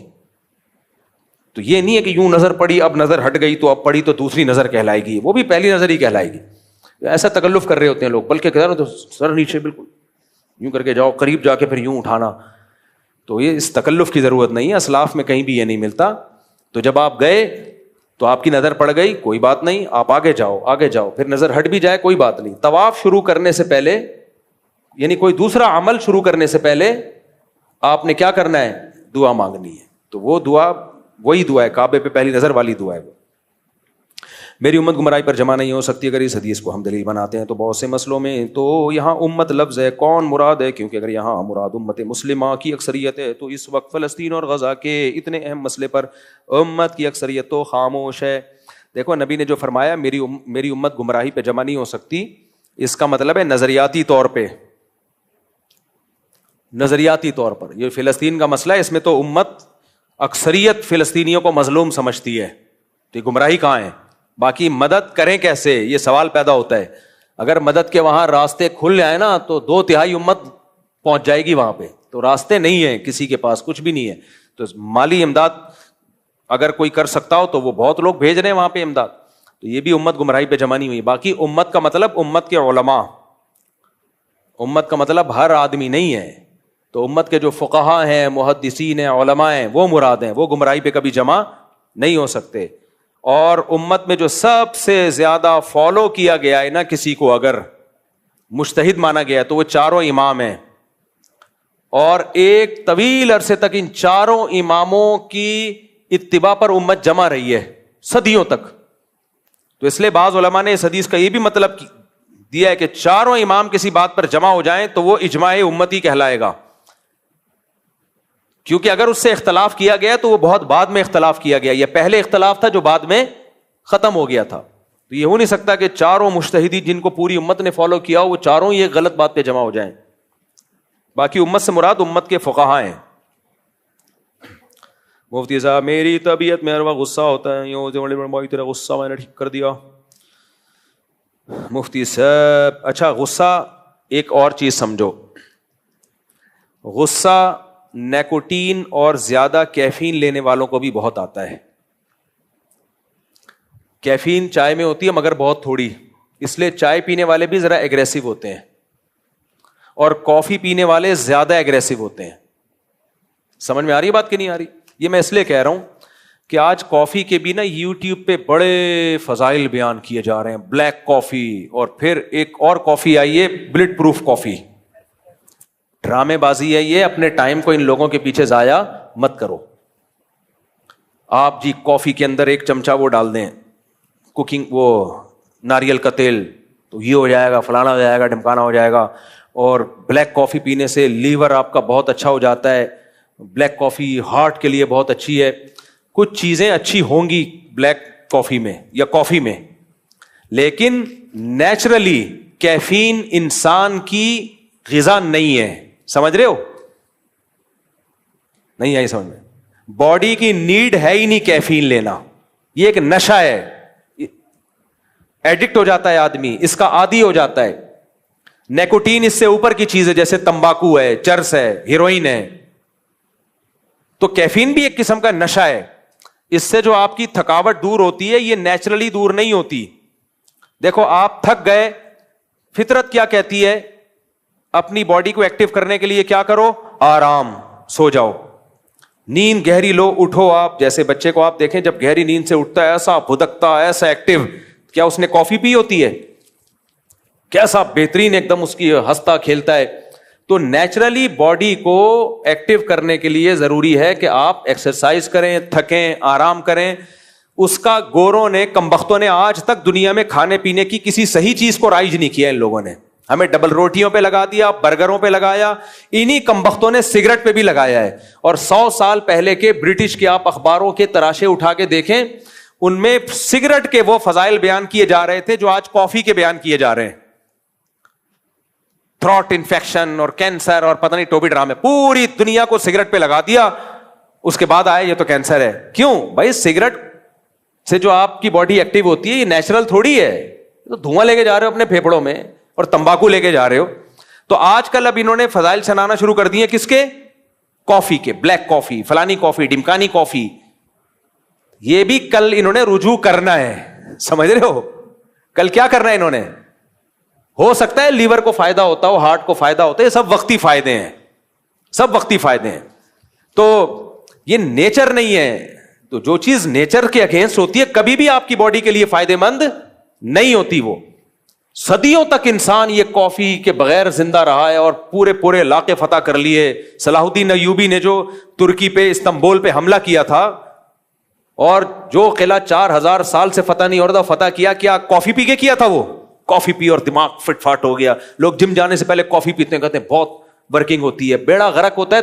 تمہارا جتنا اسٹیمنا ہے نہیں اس سے زیادہ تم ورزش کر کے آتے ہو, کیونکہ کافی کیا کرتی ہے؟ آپ کے بلڈ کے سرکولیشن کو بڑھا دیتی ہے. آپ سمجھتے بہت طاقت آ گئی ہے, وہ طاقت نہیں آئی ہوتی, آپ اپنی باڈی پہ برڈن ڈال رہے ہوتے اپنی باڈی سے زیادہ, تو تھوڑے دنوں میں پنچر ہو جاؤ گے. جب ہم کافی پیے بغیر ایکسرسائز کرتے ہیں تو جتنا وزن اٹھا سکتے ہیں باڈی کہتی ہے اتنا اٹھاؤ, اب تمہارے میں ہمت نہیں, بیٹھ جا آرام سے جا کے. اب کیا کر تو نیچر سے بغاوت نہیں ہے. تو کافی ہے یا چائے ہے, یہ سب چیزیں نیچرل نہیں ہے میرے بھائی. کچھ فائدے ہوں گے, میں نہیں کہہ رہا, ہر نقصان دہ چیز میں بھی کچھ نہ کچھ فائدے ہوتے ہیں. میں ڈاکٹروں کی فیلڈ میں ٹانگ نہیں اڑا رہا, لیکن یہ نیچرل نہیں ہے. ایک صاحب نے کہا صبح جب آپ کافی پیتے ہیں تو سارا دن اچھا گزرتا ہے 4 دن گزرے گا, اس کے بعد 1 کے بجائے 1.5 کپ پینا پڑے گا آپ کو. اور جس دن آپ نے کافی نہیں پی اس دن اتنا بھی اچھا نہیں گزرے گا جتنا کافی پینے سے پہلے گزرا کرے گا. سارا دن تھکے پڑے رہو گے, کافی چاہیے کافی چاہیے. ہمارے ساتھ ترکی کے سفر میں ہمارے ایک دوست تھے, وہ جرمنی میں رہے ہیں, کافیوں کے عادی ہیں, وہ ہل ہی نہیں رہے, کافی چاہیے بلیک کافی چاہیے. ہم نارمل چل رہے ہیں, ہم نارمل کہہ رہے ہیں کافی چاہیے. میں نے کہا لے بھائی یہ ہے نقصان, ان کو کافی نہیں مل رہی تو دماغی کام نہیں کر رہا ہے ان کا. تو یہ منجن بک رہے ہیں آج کل, بلیک کافی اور بلڈ پروف کافی اور فلانا کافی, یہ سب نیچر سے کیا ہے؟ بغاوت ہے. چائے بھی نقصان دہ, میں پیتا ہوں لیکن فضائل نہیں سناتا چائے کے. اور چائے میں سب سے کم کیفین ہوتی ہے, اس لیے اس کا نقصان اگر ہے بھی تو بہت کم ہے, اور وہ 3-4 دن چھوڑو تو سیٹ ہو جاتی ہے باڈی. کافی 3-4 دن چھوڑنے سے باڈی سیٹ نہیں ہوتی, اس میں کیفین کی مقدار زیادہ ہے, اور نیکوٹین جو ہے سگریٹ وغیرہ وہ اور زیادہ لمبا عرصہ چھوڑنی پڑتی ہے, تب جا کے سیٹنگ پہ آؤ گے. تو اس لیے نیچر سے بغاوت مت کرو. میڈیکل سائنس ٹھیک ہے, میری فیلڈ نہیں ہے, لیکن ڈاکٹروں کی تحقیقات بدلتی رہتی ہیں, نیچر کبھی بھی چینج نہیں ہوتی. کیفین کسی بھی میڈیکل سائنس میں جا کے آپ دیکھو, باڈی کا کوئی چیز ایسی ہے ہی نہیں جو ہماری باڈی کی نیڈ ہو. خربوزہ کھاؤ گے اس میں کچھ ایسی چیزیں ہوں گی جو ہماری باڈی کی ضرورت ہے, تربوز کھاؤ گے اس میں کچھ ایسی چیزیں ہوں گی جو ہماری باڈی کی نیڈ ہے, روٹی کھاؤ گے اس میں کچھ ایسی چیزیں ہوں گی جو ہماری باڈی کی نیڈ ہے, انڈا کھاؤ گے اس میں بہت سی ایسی چیزیں ہوں گی جو ہماری باڈی. کافی میں کوئی ایسی چیز نہیں جس کی ہماری باڈی کو ضرورت ہے. وقتی طور پہ آپ کی باڈی کو ایکٹیو کر دیتی ہے, خون کو پتلا کر دیتی ہے, تو پھر اس کے فضائلوں پر کتابوں کی کتابیں لکھی جا رہی ہیں. یہ صرف وقتی طور پر ہے, ایسا نہیں ہے کہ, اور یہ ایکٹیو جو آپ کی باڈی ہو رہی ہے دن بھر ورک کر رہے ہو, یہ سب وقتی. جس دن کافی نہیں ملے گی اس دن اٹھ ہی نہیں پاؤ گے. بہت سے لوگ تو کمبخت کیا کر رہے ہیں, اب ڈاکٹروں نے پروموٹ کرنا بیگم کے پاس جانے سے پہلے کافی پی کے جاؤ, اور کہتے ہیں پرفارمنس بہت اچھی رہے گی. جس دن بیگم کو ضرورت ہوئی اور کافی گھر میں ختم ہو گئی نا, تو جنہوں نے کافی کا عادی اپنے آپ کو بنایا ہوا ہے, تو جتنی پرفارمنس فرض تھی نا, مستحبات کی بات نہیں میں کر رہا, جو فرض درجے کی پرفارمنس بھی نہیں ہوگی. وہ چپ کے کافی کے پیکٹ تلاش کر رہا ہوگا, بیگم کہے گی کہاں گئی وہ مردانگی, باتیں تو بڑی کیا کرتے تھے. وہ کیا کہے گا, بیگم کافی بول گیا ہوں گھر میں.